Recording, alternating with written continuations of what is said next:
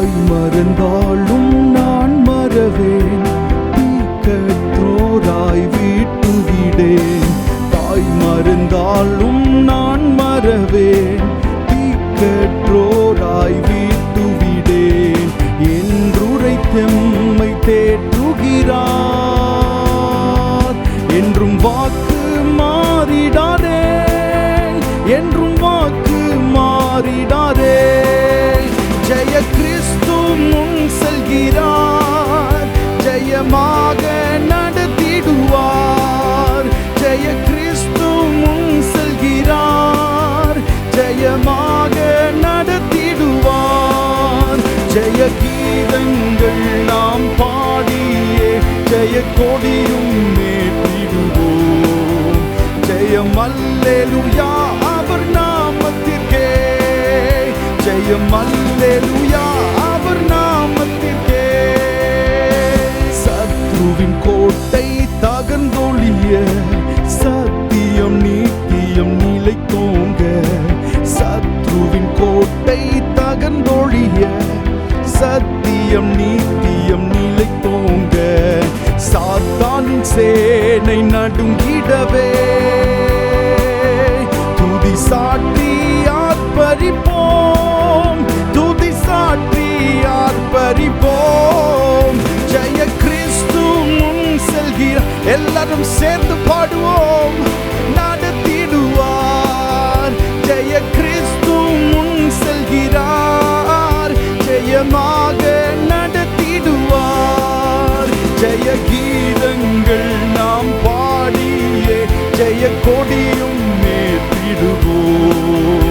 ஜெயம் அல்லேலூயா அவர் நாமத்திற்கே, ஜெயம் அல்லேலூயா அவர் நாமத்திற்கே. மெய்ப்பனில்லாத ஆடுகட்கே நானே நல்ல மெய்ப்பன் என்றார்.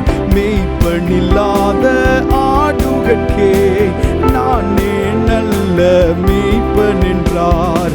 இன்ப சத்தம் பின் சென்றிடுவோம், இன்ப பாதை காட்டிடுவார், இன்ப பாதை காட்டிடுவார். ஜெய கிறிஸ்து முன் செல்கிறார், ஜெயமாக நடத்திடுவார். ஜெய கிறிஸ்து முன் செல்கிறார், ஜெயமாக நடத்தி. ஜெய கிறிஸ்து, ஜெய கிறிஸ்து முன் செல்கிறார், ஜெயமாக நடத்திடுவார். ஜெய கிறிஸ்து முன் செல்கிறார், ஜெயமாக நடத்திடுவார். ஜெய கீதங்கள் நாம் பாடியே ஜெய கொடியும் ஏற்றிடுவோம். ஜெயம் அல்லேலூயா அவர் நாமத்திற்கே, ஜெயம் அல்லேலூயா அவர் நாமத்திற்கே, ஜெயம் அல்லேலூயா அவர் நாமத்திற்கே, ஜெயம் அல்லேலூயா. கரங்கள் தட்டி ஆண்டவரை மகிமைப்படுத்துவோம். நாம் ஆராதிக்கிற தேவன் ஜீவன் உள்ளவர், நாம் ஆராதிக்கிற தேவன் ஜெயம் பெற்றவர். ஹல்லேலூயா, ஆமென். தோல்வி என்பதே அவருக்கு இல்லை. கர்த்தரை பாடுங்கள், அவர் மகிமையாய் வெற்றி சிறந்தார். ஹல்லேலூயா. ஏனானா சந்தரஹந்தேலே மகபரா. ஹல்லேலூயா, நன்றி இயேசுவே.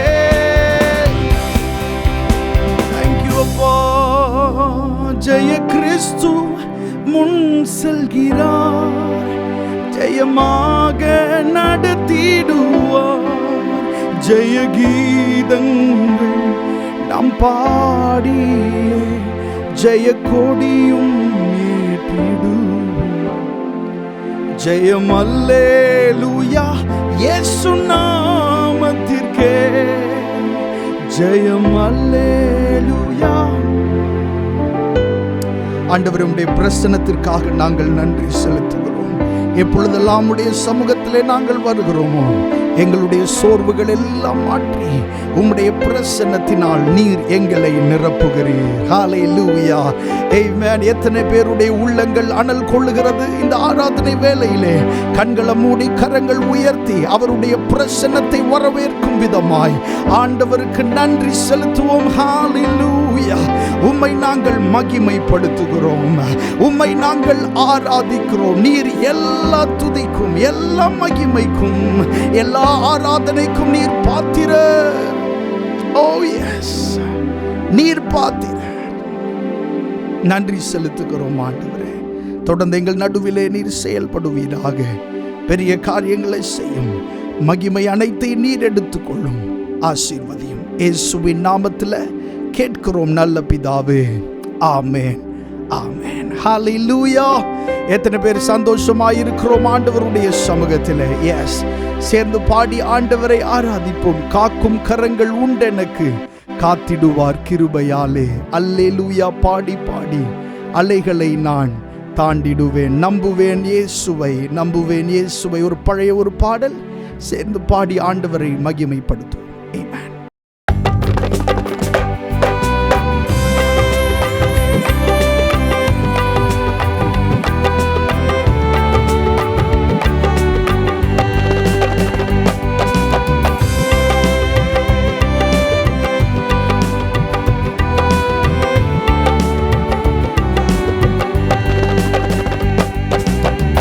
காக்கும் கரங்கள் உண்டெனக்கு, காத்திடுவார் கிருபையாலே.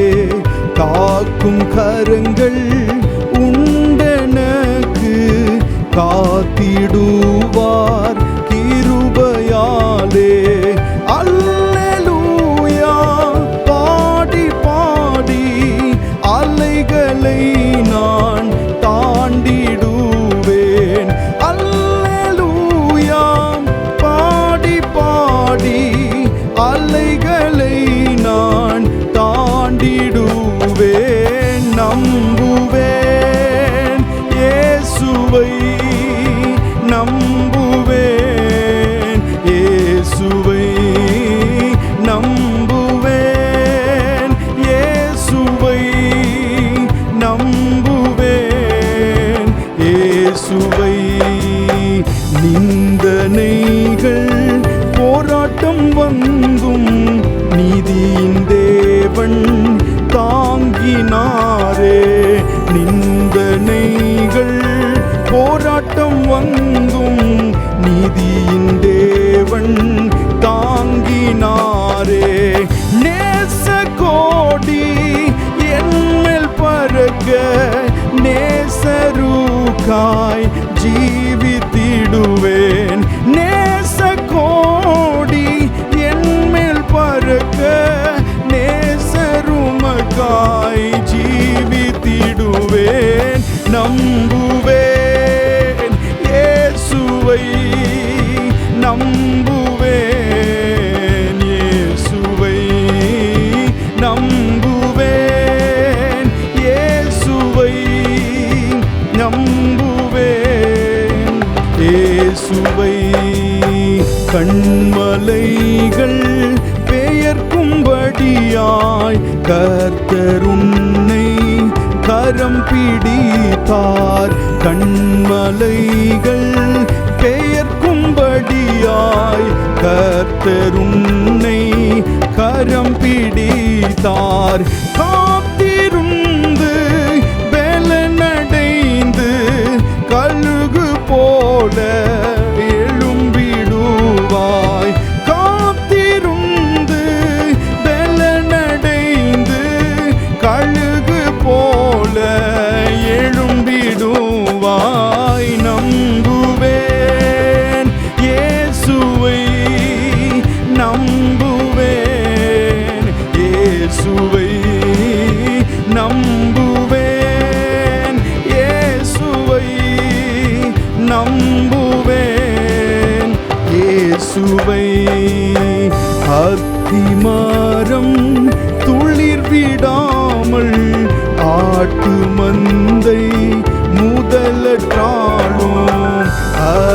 மரம் துளிர் விடாமல் ஆட்டு மந்தை முதலற்றாலும் கர்த்தருக்கு காத்திருப்போர் வெட்கப்பட்டு போவதில்லை.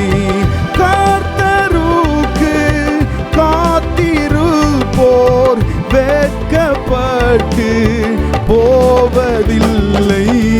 நம்புவேன் இயேசுவை நம்புவேன். ஓ நம்புவேன் இயேசுவை நம்புவேன் இயேசுவை.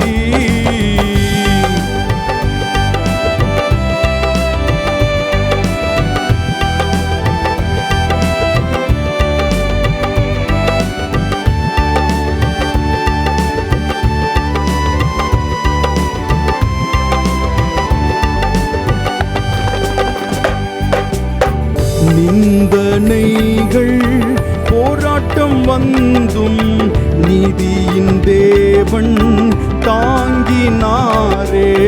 நிந்தனைகள் போராட்டம் வந்தும் நீதியின் தேவன் தாங்கினாரே. நேச கோடி என்மேல் பறக்க நேசருமக்காய் ஜீவித்திடுவேன்.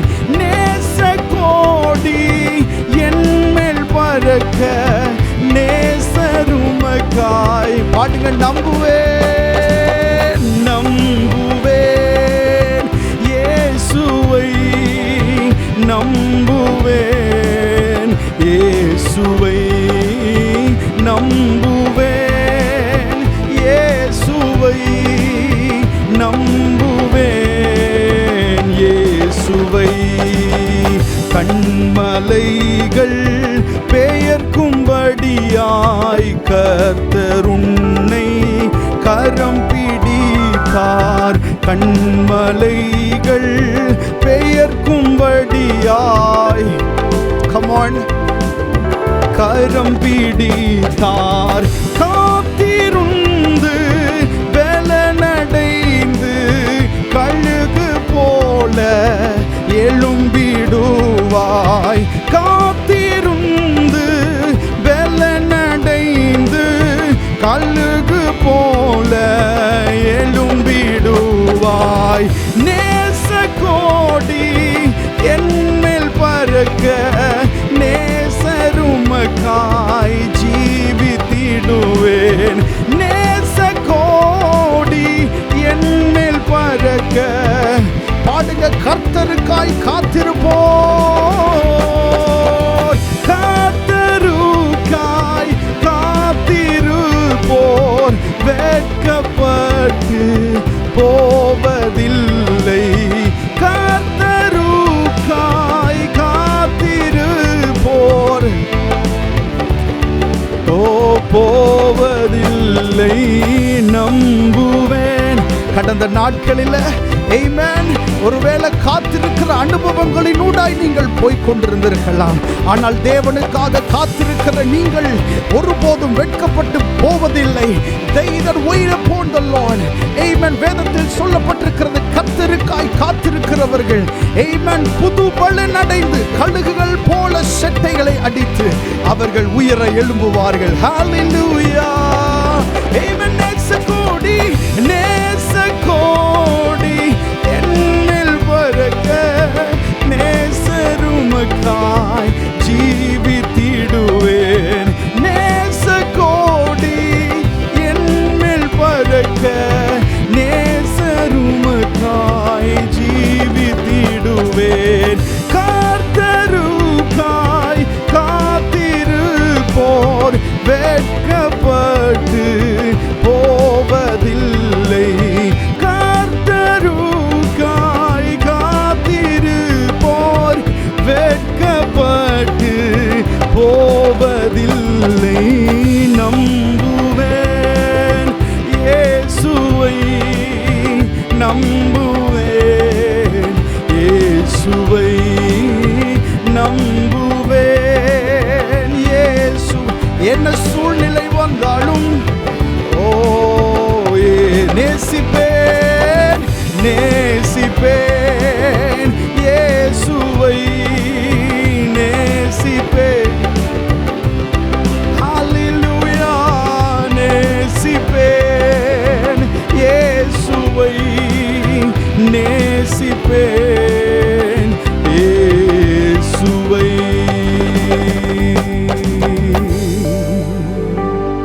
காக்கும் கரங்கள் உண்டனக்கு காத்திடுவார்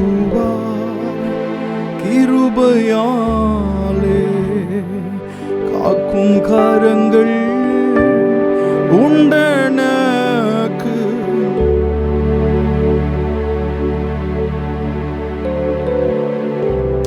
கர்த்தருடைய நாமம் மகிமைப்படட்டும். இந்த பாடல்ல இப்படி நம்ம பாடினோம்.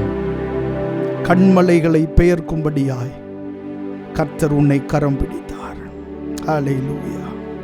நீங்கள் பெயர்க்கப்படுவதற்காக அல்ல, அல்லது நீங்கள் தகர்ந்து போவதற்காக அல்ல, நீங்கள் கண்மலைகளை தகர்க்கும்படி, உங்கள் மூலமாக கண்மலைகள் நொறுக்கப்படும்படி, ஹல்லேலூயா, ஆண்டவர் உங்களை கரம் பிடித்திருக்கிறார். ஆண்டவர் உங்களை தெரிந்து கொண்டதின் நோக்கம் ஏதோ பரலோக ராஜ்யத்தை சுதந்திரித்துக் கொள்ள வேண்டும் என்பதற்காக மாத்திரம் அல்ல. இந்த பூமியிலே நீங்கள் ஜெயமுள்ள ஒரு வாழ்க்கை வாழ வேண்டும், இயேசுவுக்கான வைராக்கியமான ஒரு வாழ்க்கை வாழ வேண்டும் என்பதற்காக ஆண்டவர் உங்களை கரம் பிடித்திருக்கிறார். சொல்லுங்க, கரங்கள் உயர்த்தி, என்னை கரம் பிடித்தவர் கண்மலைகளை ஆமென் பெயர்க்கும்படி தகர்க்கும்படி என்னை கரம் பிடித்திருக்கிறார். ஹல்லேலூயா. ஹலபருஷஹண்டயா கதெரெலெஹெண்டே பருஷஹண்டயா. நேசகோடி என்மேல் பறக்க நேசருக்காய் ஜீவித்திடும். சொல்லுவோம், நேசகோடி என்மேல் பறக்க நேசருமக்காய் ஆமென் நம்புவேன். எல்லாரும் சேர்ந்து சொல்லணும், இயேசுவை நம்புவேன், நம்புவேன் இயேசுவை, உம்மை மாத்திரமே நம்புவேன், எங்கள் இயேசுவை. கெட்டலாசைலை மாண்டலை பருசாண்டயா.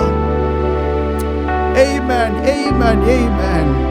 ஹல்லேலூயா. கர்த்தர் நல்லவர். நல்ல கரங்களை தட்டி விடுதலையோடு ஆண்டவரை மகிமைப்படுத்துவோம். அவர் நல்லவர், அவர் நல்லவர், அவர் நல்லவர்.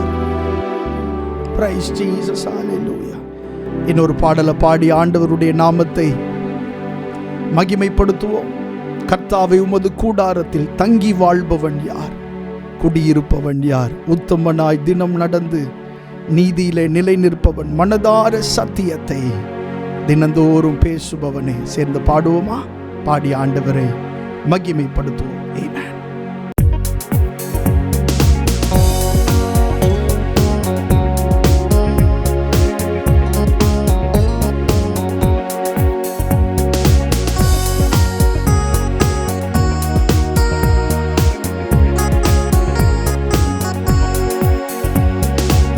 கர்த்தாவே, உமது கூடாரத்தில் தங்கி வாழ்பவன் யார்? குடியிருப்பவன் யார்? கர்த்தாவே, உமது கூடாரத்தில் தங்கி வாழ்பவன் யார்? குடியிருப்பவன் யார்? உத்தமனாய் தினம் நடந்து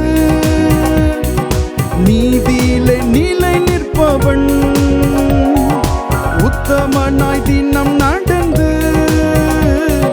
நீதியிலே நிலை நிற்பவன், மனதார சத்தியத்தையே தினம்தோறும் பேசுபவனே, மனதார சத்தியத்தையே தினம்தோறும் பேசுபவனே. கர்த்தாவே, உமது கூடாரத்தில் தங்கி வாழ்பவன் யார்? குடியிருப்பவன் யார்? கர்த்தாவே, உமது கூடாரத்தில் தங்கி வாழ்பவன் யார்? குடியிருப்பவன் யார்? நாவினால் புறம் கூறாமல், தோழனுக்கு தீங்கு செய்யாமல், நாவினால் புறம் கூறாமல், தோழனுக்கு தீங்கு செய்யாமல், நிந்த நிந்தையான பேச்சுக்களை பேசாமல் இருப்பவனே, நிந்தையான பேச்சுக்களை பேசாமல் இருப்பவனே. கர்த்தாவே உமது கூடாரத்தில் தங்கி வாழ்பவன் யார்? குடியிருப்பவன் யார்? கர்த்தாவே உமது கூடாரத்தில் தங்கி வாழ்பவன் யார்? குடியிருப்பவன் யார்?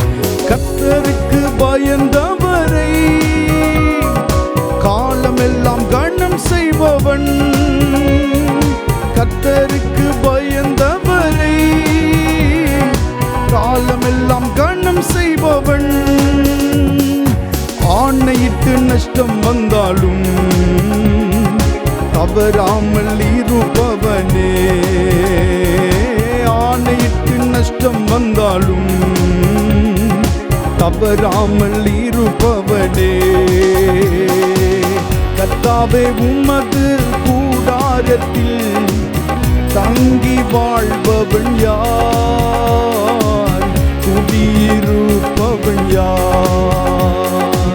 கர்த்தாவே உமது கூடாரத்தில் தங்கி வாழ்பவன் யார்?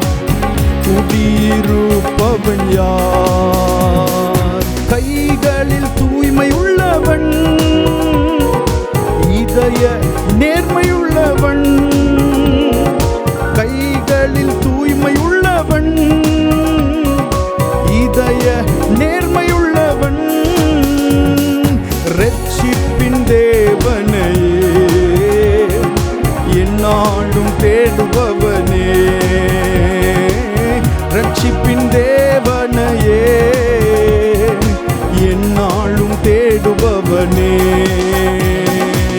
கர்த்தாவே உமது கூடாரத்தில் தங்கி வாழ்பவன் யார்?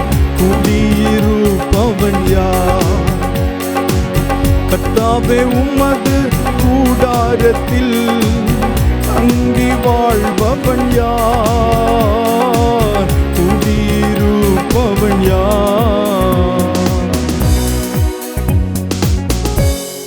சங்கீத புஸ்தகங்களில் நம்ம வாசிக்கும் போது ஆண்டவருடைய சமூகத்திலே தங்கி இருக்கிற ஒரு மனுஷன் என்னெல்லாம் செய்யணும் அப்படின்றத குறித்து நாம் வாசிக்கிறோம்.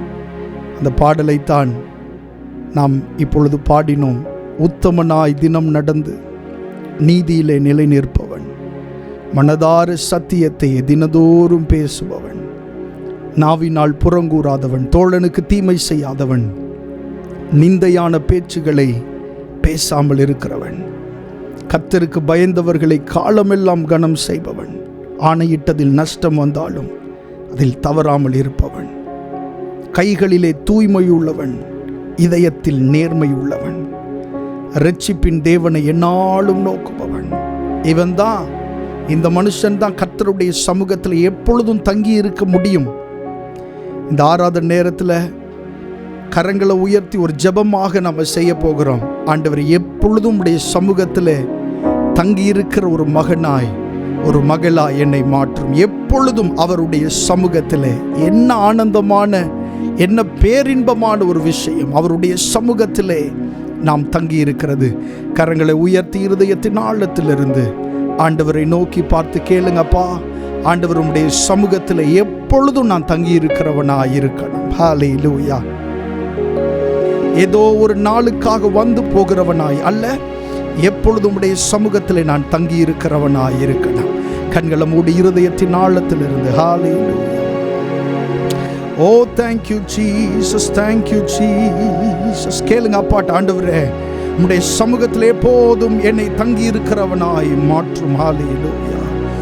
1000 நாளை பார்க்கிலும் உம்முடைய பிரகாரங்களில் செல்லும் ஒரு நாள் நல்லது.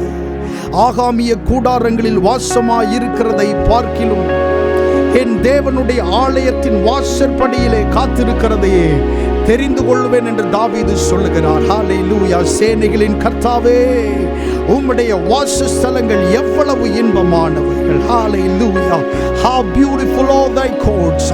உம்முடைய வாசஸ்தலங்கள் எவ்வளவு அழகானவைகள், எவ்வளவு இன்பமானவைகள். இடம் பரோசடாதி அந்தரேலே பாகபரஹா. உம்முடைய சமூகத்தில் தங்கி இருக்கிற மகனா என்னை மாற்றும். உம்முடைய சமூகத்தில் தங்கி இருக்கிற மகளா என்னை மாற்றும். இப்பொழுதே ஹல்லேலூயா. கர்த்தருடைய பிரசன்னம் உங்களை சந்திக்கிறது. கர்த்தருடைய பிரசன்னம் உங்களை தொடுகிறது. ஹல்லேலூயா. ஆமென். அவருடைய சமூகத்தில் தங்கி இருக்கிறவர்களாய் ஆண்டவர் உங்களை மாற்றுகிறார். ஹல்லேலூயா. உங்களுக்குள்ள இருக்கிற அசுத்தங்கள் இயேசுவின் நாமத்தினாலே இந்த ஆராதனை வேளையில் தானே வெளியேறுகிறது. In the name of Jesus. ஆமென். தேவனுடைய பிரசன்னம் உங்களுக்குள்ள இறங்கி வருகிறது. ரெகதலலே வரஹா சட்டதயா ரபகதிரலே மங்கதலயா மக்கதயா கபருசா ஹந்தயா கடதி.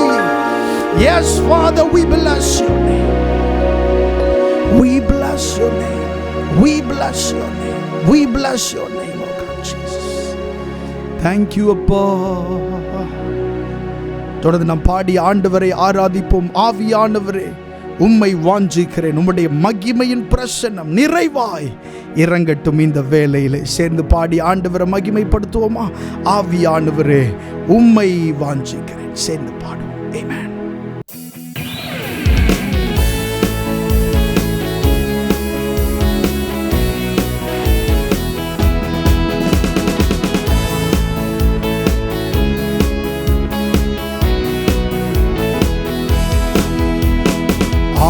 ஆவியானவரே, உம்மை வாஞ்சிக்கிறேன். ஆவியானவரே, உம்மை வாஞ்சிக்கிறேன். உந்தன் மகிமையின் பிரசன்னம் நிறைவாயிரங்கட்டும் இந்த வேளையிலே. உந்தன் மகிமையின் பிரசன்னம் நிறைவாயிரங்கட்டும் இந்த வேளையிலே. ஆவியானவரே, உம்மை வாஞ்சிக்கிறேன். ஆவியானவரே, உம்மை வாஞ்சிக்கிறேன்.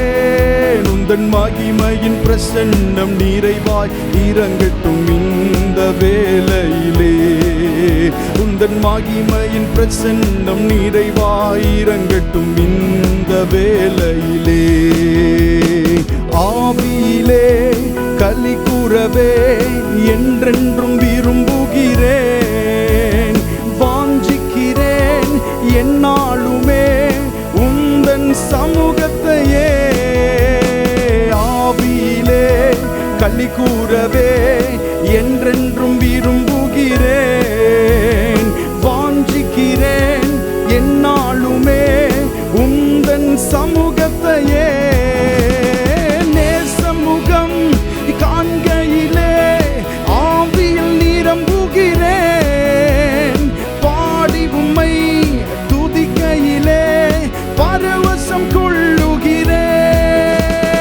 நேசமுகம் காண்கையிலே ஆவியில் நிரம்புகிறேன். பாடி உம்மை துதிக்கையிலே பரவசம் கொள்ளுகிறேன். ஆவியானவரே, உம்மை வாஞ்சிக்கிறேன். ஆவியானவரே, உம்மை வாஞ்சிக்கிறேன். உந்தன் மகிமையின் பிரசன்னம் நிறைவாய் இறங்கட்டும் இந்த வேளையிலே. உந்தன் மகிமையின் பிரசன்னம் நிறைவாய் இறங்கட்டும் இந்த வேளையிலே. தாவீது போல் மகிழ்ந்திடவே சமூகம் வேண்டுகிறேன். ஆடி பாடி துதித்திடவே விடுதலை ஈந்திடுமே.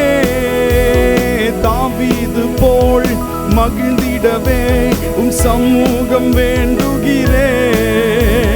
ஆடி பாடி துதித்திடவே விடுதலை ஈந்திடுமே. உன்னதத்தில் உம்முடனே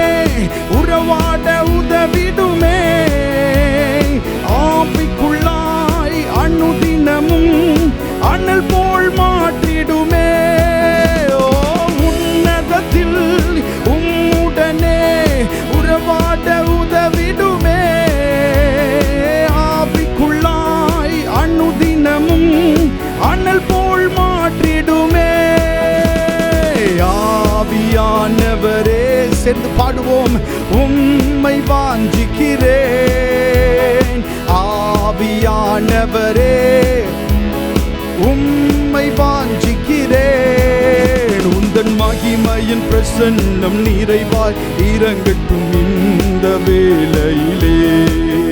உந்தன் மகிமையின் பிரசன்னம் நிறைவாய் இறங்கட்டும் இந்த வேளையிலே. மேல் வீட்டரை அனுபவத்தை என்றென்றும் தந்திடுமே. ஆவி மழை கரை புரள தேசத்தை சந்தியுமே. மேல் வீட்டரை அனுபவத்தை என்றென்றும் தந்திடுமே. ஆவி மழை கரை புரள தேசத்தை சந்தியுமே. தேசமெல்லாம் அசைந்திடவே எழுப்பிடும் சபையோரை எழுப்புதலால் புது உள்ளங்கள் உயிர்ப்பிக்க செய்திடுமே. தேசமெல்லாம் அசைந்திடவே எழுப்பிடும் சபையோரை எழுப்புதலால் புது உள்ளங்கள் உயிர்ப்பிக்க செய்திடுமே. உன்னதத்தில் உம்முடனே உறவாட உதவிடுமே. ஆவிக்குள்ளாய் அனுதினமும் அனல் போல் சத்தமாய் உன்னதத்தில் உன்னதத்தில் உம்முடனே உறவாட உதவிடுமே. ஆவிக்குள்ளாய் அனுதினமும் அனல் போல் மாற்றிடுமே. நேசமுகம் காண்கையிலே ஆவியில் நிரம்புகிறேன். பாடி உம்மை துதிக்கையிலே பரவசம் கொள்ளுகிறேன். நேசமுகம் நேசமுகம் காண்கையிலே ஆவியில் நிரம்புகிறேன். பாடி உம்மை துதிக்கையிலே பரவசம் கொள்ளுகிறேன். ஆவியானவரே, ஆவியானவரே, ஓ உம்மை வாஞ்சிக்கிறேன். ஆவியானவரே, உம்மை வாஞ்சிக்கிறேன். உந்தன் மகிமையின் பிரசன்னம் நிறைவாயிரங்கட்டும் இந்த வேளையிலே. ஓ உந்தன் மகிமையின் பிரசன்னம். பாடும் சத்தம் உயர்த்தி அல்லேலூயா. ஆவியிலே களி கூறவே என்றென்றும் விரும்புகிறேன். வாஞ்சிக்கிறேன் என்னாலுமே உந்தன் சமூகத்தையே. ஆவியிலே களி கூறவே என்றென்றும் விரும்புகிறேன். வாஞ்சிக்கிறேன் என்னாலுமே உந்தன் சமூகத்தையே. நேசமுகம் நேசமுகம் காண்கையிலே ஆவியில் நிரம்புகிறேன். பாடி உம்மை துதிக்க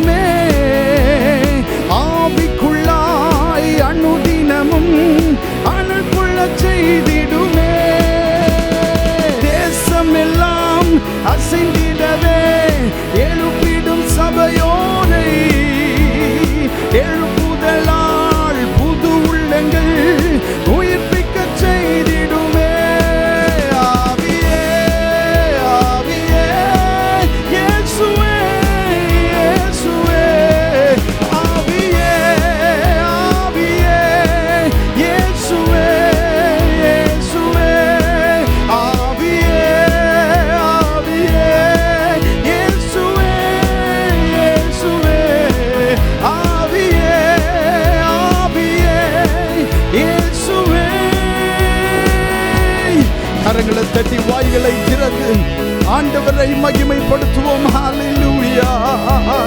ஷகதலலே பரஹதுரே மக்கனா சந்தரலே பரஹத். Yes, hallelujah. Yes, hallelujah.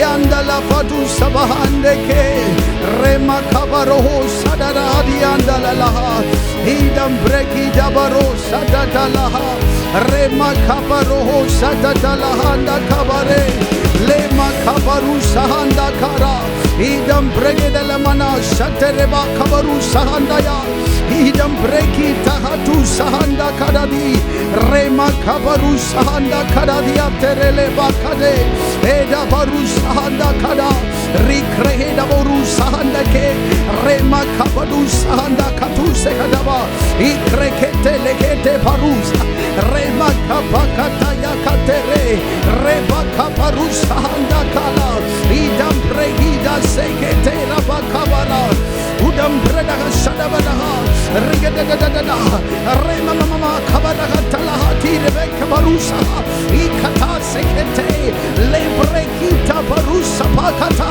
ita pakuda barahate rema kabarusa handa kada ikate kete libikato rema kabarusa handa ya விடுதலை இயேசுவின் நாமத்தினாலே இயேசுவின் இரத்தத்தினாலே யாக்கபருசா ஹந்தயா ரிபா கபரா ஆவியிலே நிரம்பிக் கொண்டிருக்கிற வேளையிலே எல்லா தடைகள் இயேசுவின் நாமத்தினாலே நிர்மூலமாவதாக. இருள்கள் இயேசுவின் நாமத்தினாலே விலகி போவதாக. எல்லா அந்தகார சங்கிலிகள் இயேசுவின் நாமத்தினாலே முறிக்கப்படுவதாக. ஆவியானவரே,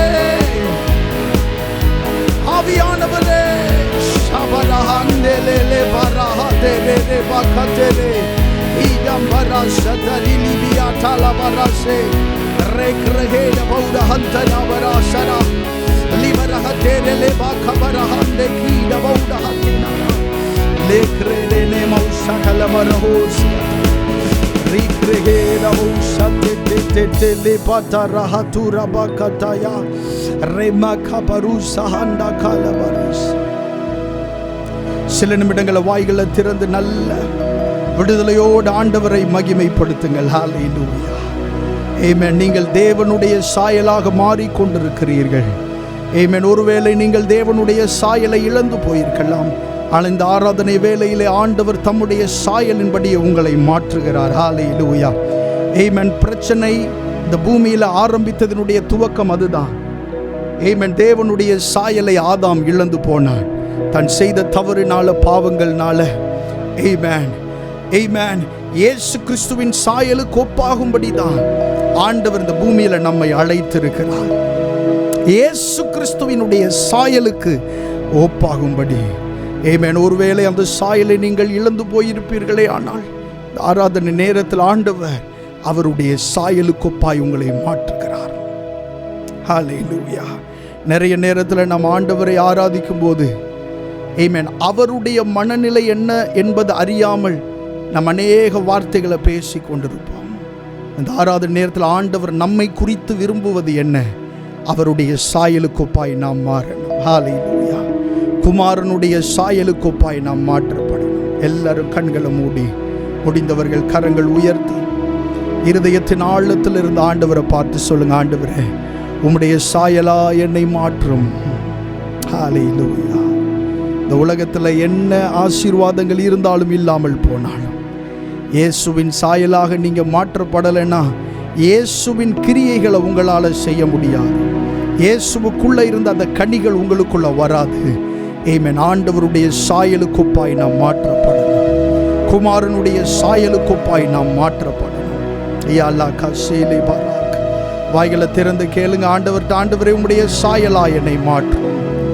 ஆண்டவரே ஸ்தோத்திரம் அப்பா. கடந்த நாட்களில் ஆண்டவரே சில பல காரணங்களினாலே உம்முடைய சாயலை நான் இழந்து போனது உண்மை. உம்மை மறுதலித்தது உண்மை. உம்மை தூஷித்து பேசினது உண்மை. ஆண்டவரே சில காரியங்கள் நீர் எனக்கு செய்யாதனால உண்மையில நான் மனக்கசப்பாய் இருந்தது உண்மை. ஆனால் இந்த ஆராத நேரத்தில் நான் சொல்லுகிறேன், நீர் என்னை கொன்று போட்டாலும் உண்மையில நான் நம்பிக்கையாயிருப்பேன். கமான், வாய்கள் திறந்து ஹalleluya. ஆண்டவர் உங்களோட பேசி கொண்டிருக்கிறார் என்றால் நீங்கள் மௌனமாக இருக்க வேண்டாம். ஆமென். இருதயங்கள் திறந்த ஆண்டவருடைய சமூகத்தில் உங்களை ஊற்றுங்கள். இன்னைக்கு அன்னாள் ஆண்டவருடைய சமூகத்திலே தன்னுடைய இருதயத்தை முழுவதையும் அவள் ஊற்றினாள். உதடுகள் மாத்திரம் அசைந்தது, சத்தமோ கேட்கப்படவில்லை. ஆமென். கர்த்தருடைய சமூகத்திலே உங்களை நீங்களே ஊற்றி விடுங்கள். ஹல்லேலூயா. ஆண்டவரை பார்த்து சொல்லுங்க, ஆண்டவரே இனி எல்லாம் எனக்கு நீர் மட்டும்தான்.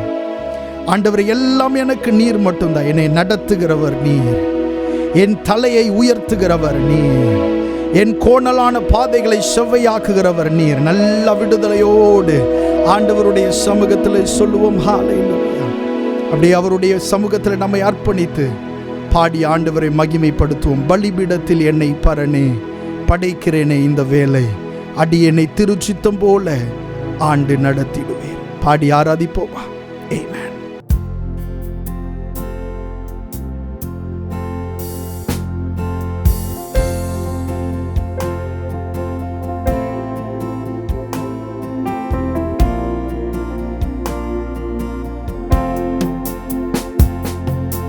பலிபீடத்தில் என்னை பரனே படைக்கிறேனே, இந்த வேலை அடியேனை திருச்சித்தம் போல ஆண்டு நடத்திடுவே. அடியேனை திருச்சித்தம் போல ஆண்டு நடத்திடுவே. கல்வாரியின் அன்பினையே கண்டு விரைந்தோடி வந்தே. கல்வாரியின் அன்பினையே கண்டு விரைந்தோடி வந்தே. கழுவும் திரு இரத்தத்தாலே கரை நீங்க இருதயத்தை கழுவும் திரு இரத்தத்தாலே கரை நீங்க இருதயத்தை.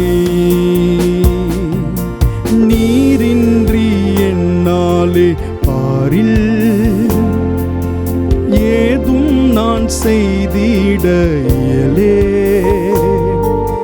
சேர்ப்பீரே வழுவாது என்னை காத்துமக்காய் நீரூத்தி. சேர்ப்பீரே வழுவாது என்னை காத்துமக்காய் நீரூத்தி.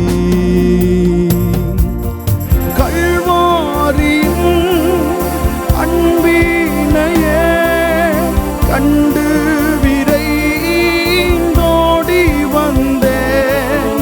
கல்வாரியின் அன்பினையே கண்டு விரைந்தோடி வந்தேன். கழுவும் திரு இரத்தத்தாலே கரை நீங்க இருதயத்தை.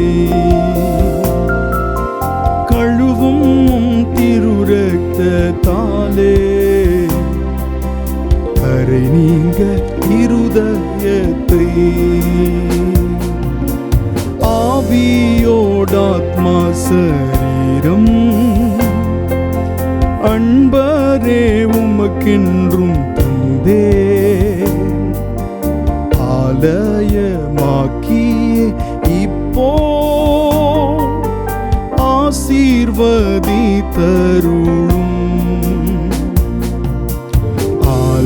ஆலயமாக்கியே இப்போ ஆசீர்வதித்தருளும். கல்வாரியின் அன்பினையே கண்டு விரைந்தோடி வந்தே.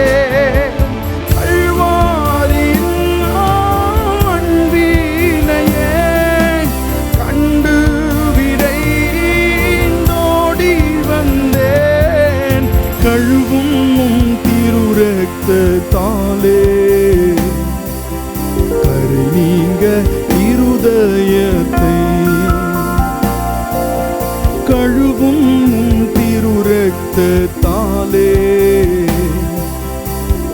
நீங்க இருதயத்தை சுயமெண்ணில் சாம்பலாய் மாற சுத்தாவியே அனல் மூட்டும். ஜெயம் பெற்று மாமிசம் சாக தேவாருள் செய்குவே. ஜெயம் பெற்று மாமிசம் சாக தேவாருள் செய்குவீர். எல்லாரும் சேர்ந்து பாடுவோமா?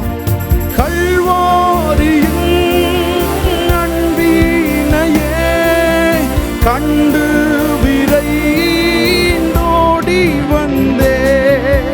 கல்வாரியின் அன்பினையே கண்டு விரைந்தோடி வந்தேன். கழுவும் திருரக்தத்தாலே கரை நீங்க இருதயத்தை. ஓ கழுவும் திருரக்தத்தாலே கரை நீங்க இருதயத்தை. பரிசுத்த ஆவியானவரே, உமக்கு நாங்கள் நன்றி செலுத்துகிறோம். நல்ல நாமம் வாழ்த்தப்படுவதாக, நல்ல நாமம் மாத்திரம் உயர்த்தப்படுவதாக. ஆண்டவரே, நாங்கள் அழைக்கப்பட்டதின் நோக்கம், நாங்கள் தெரிந்து கொள்ளப்பட்டதின் நோக்கம் குமாரனுடைய சாயலுக்கொப்பாய் நாங்கள் மாற்றப்பட வேண்டும் என்பதினால் தான். ஆண்டவரே, உம்முடைய குமாரனுடைய சாயலுக்கொப்பாய் நாங்கள் மாற்றப்படக்கூடாதபடிக்கு இருக்கிற எல்லா தடைகள், எல்லா எதிரான சூழ்ச்சிகள், சத்ருவினுடைய கண்ணிகள், சுருக்குகள் எல்லாம் இயேசுவின் நாமத்தினால, அதிகாரமுள்ள இயேசுவின் நாமத்தினால, கிரியை செய்கிற வல்லமையுள்ள இயேசுவின் நாமத்தினால ஆராதனை நேரத்தில் தகர்க்கப்பட்டதற்காக நன்றி செலுத்துகிறோம். நாங்கள் விடுதலையோடு உம்மை ஆராதிக்கவும் மகிமைப்படுத்தவும் நீர் எங்களுக்கு உதவி செய்ததற்காக நன்றி. மீதியான ஆராதனின் ஒவ்வொரு பகுதிகளையும் ஆசீர்வதி. இயேசுவின் நாமத்தில் கேட்கிறோம் நல்ல பிதாவே, ஆமென், ஆமென். கர்த்தருடைய நாமம் மகிமைப்படுவதாக. வாசிக்கும்படியாய் தெரிந்து கொண்ட சங்கீத பகுதி 40வது சங்கீதம் நாம் வாசிக்கலாம். கர்த்தருக்காக பொறுமையுடன் காத்திருந்தேன். அவர் என்னிடமாய் சாய்ந்து என் கூப்பிடுதலை கேட்டார். பயங்கரமான குழியிலும் உளையான சேற்றிலுமிருந்து என்னை தூக்கி எடுத்து என் கால்களை கண்மலையின் மேல் நிறுத்தி என் அடிகளை உறுதிப்படுத்தி நமது தேவனை துதிக்கும் புதுப்பாட்டை அவர் என் வாயிலே கொடுத்தார். அநேகர் அதை கண்டு பயந்து கர்த்தரை நம்புவார்கள். அகங்காரிகளையும் பொய்யை சார்ந்திருக்கிறவர்களையும் நோக்காமல் கர்த்தரையே தன் நம்பிக்கையாக வைக்கிற மனுஷன் பாக்கியவான். என் தேவனாகிய கர்த்தாவே, நீர் எங்கள் நிமித்தம் செய்த உம்முடைய அதிசயங்களும் உம்முடைய யோசனைகளும் அநேகமாயிருக்கிறது.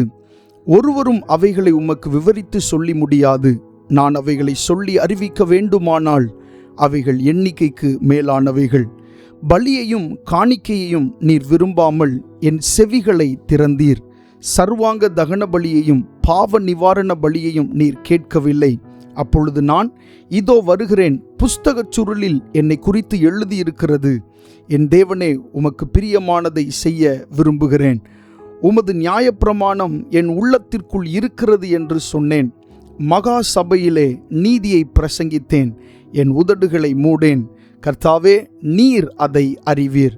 உம்முடைய நீதியை நான் என் இருதயத்திற்குள் மறைத்து வைக்கவில்லை.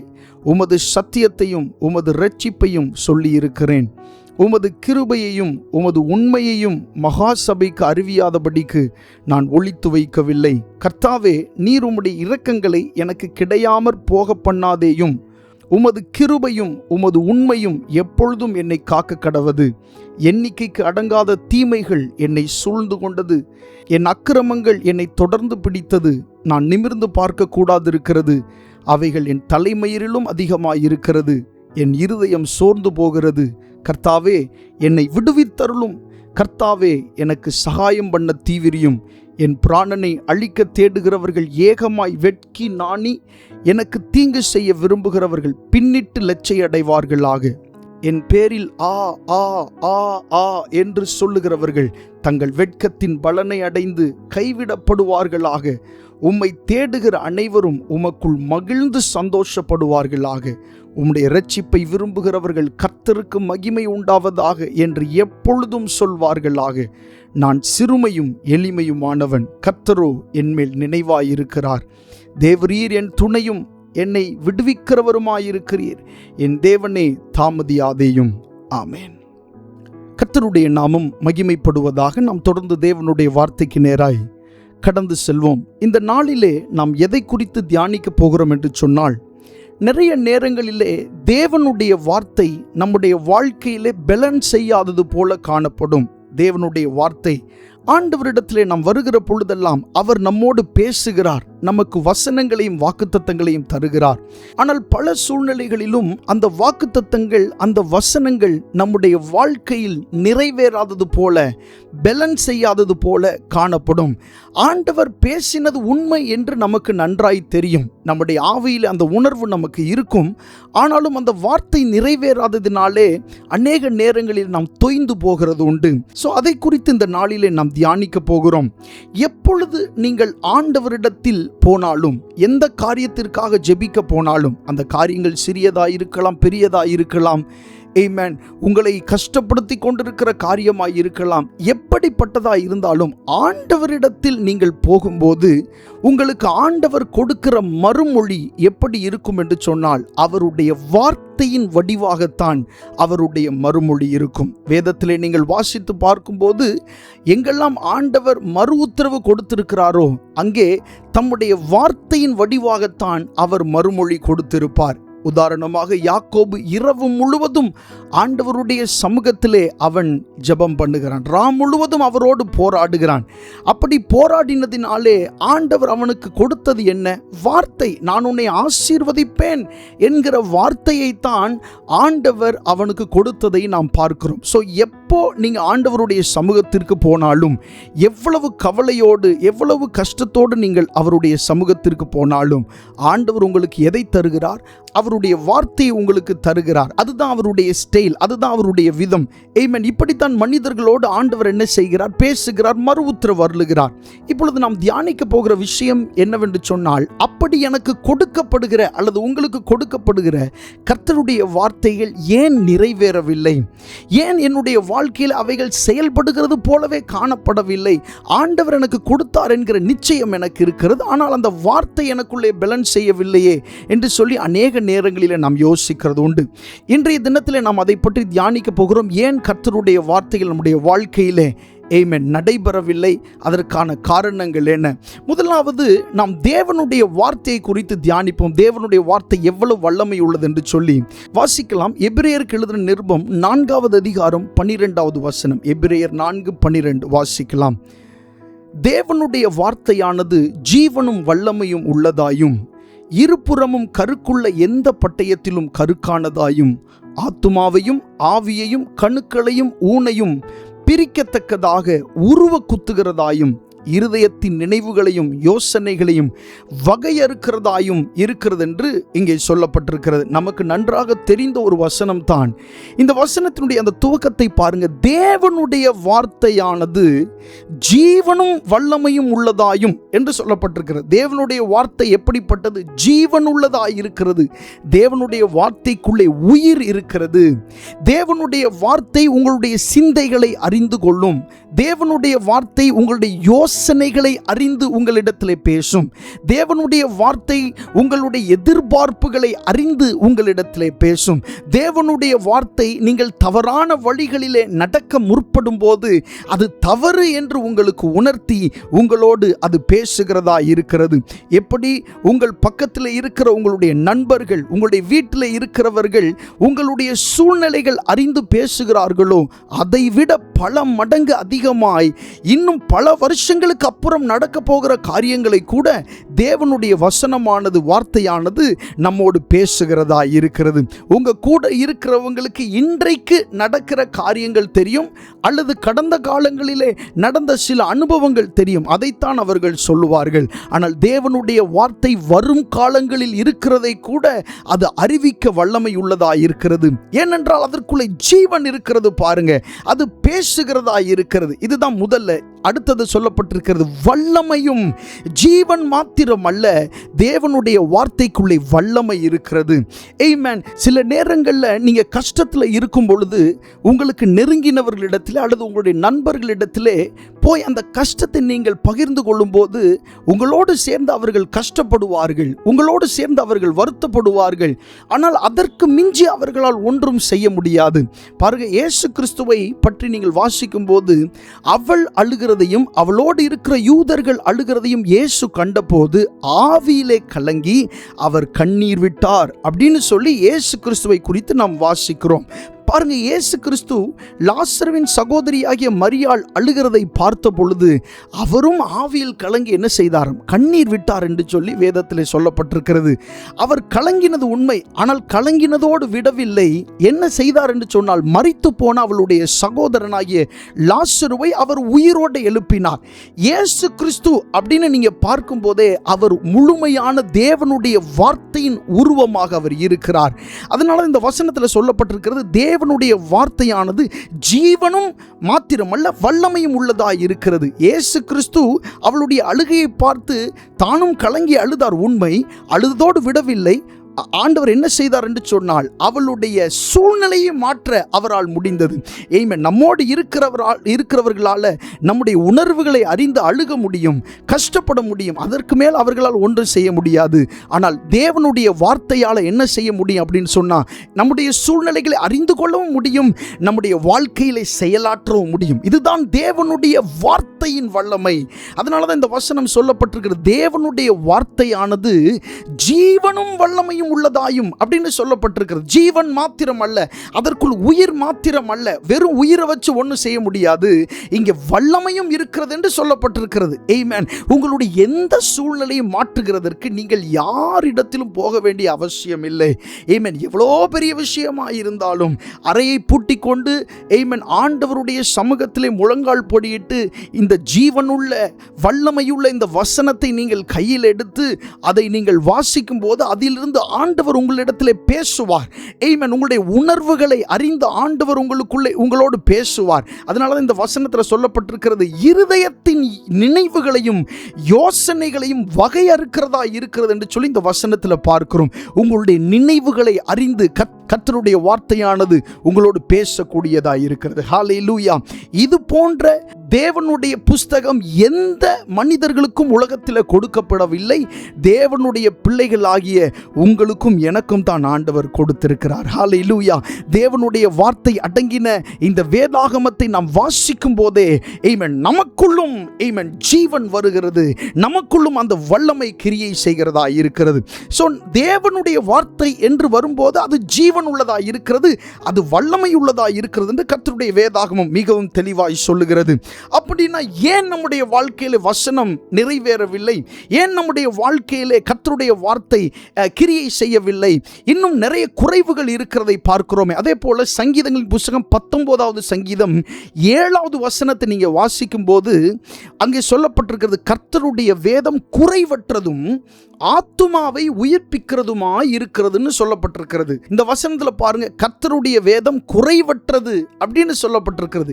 இந்த குறைவற்ற இந்த வேத வசனம் உங்களுடைய வாழ்க்கையில் வரும்போது உங்களுக்குள்ள இருக்கிற குறைவுகள் எல்லாம் நிறைவாக மாறுகிறது. ஆமென். இந்த வசனத்தில் எந்த ஒரு குறைவுமே இல்லை. இந்த வசனம் உங்களுக்குள்ள கடந்து வந்தால் அது முழுமையா உங்களுக்குள்ள கிரியை செய்யும், முற்றுமுடிய உங்களுக்குள்ள கிரியை செய்யும். அப்படிப்பட்ட வல்லமையுள்ள வசனமாக இருக்கிறது இந்த வார்த்தைகள். இந்த குறைவற்ற இந்த வசனம் உங்களுக்குள்ளே வரும்போது, குறைவில்லாத இந்த வசனம் உங்களுக்குள்ளே வரும்போது உங்களுடைய எல்லா குறைவுகளையும் அது மாற்றுகிறதா இருக்கிறது.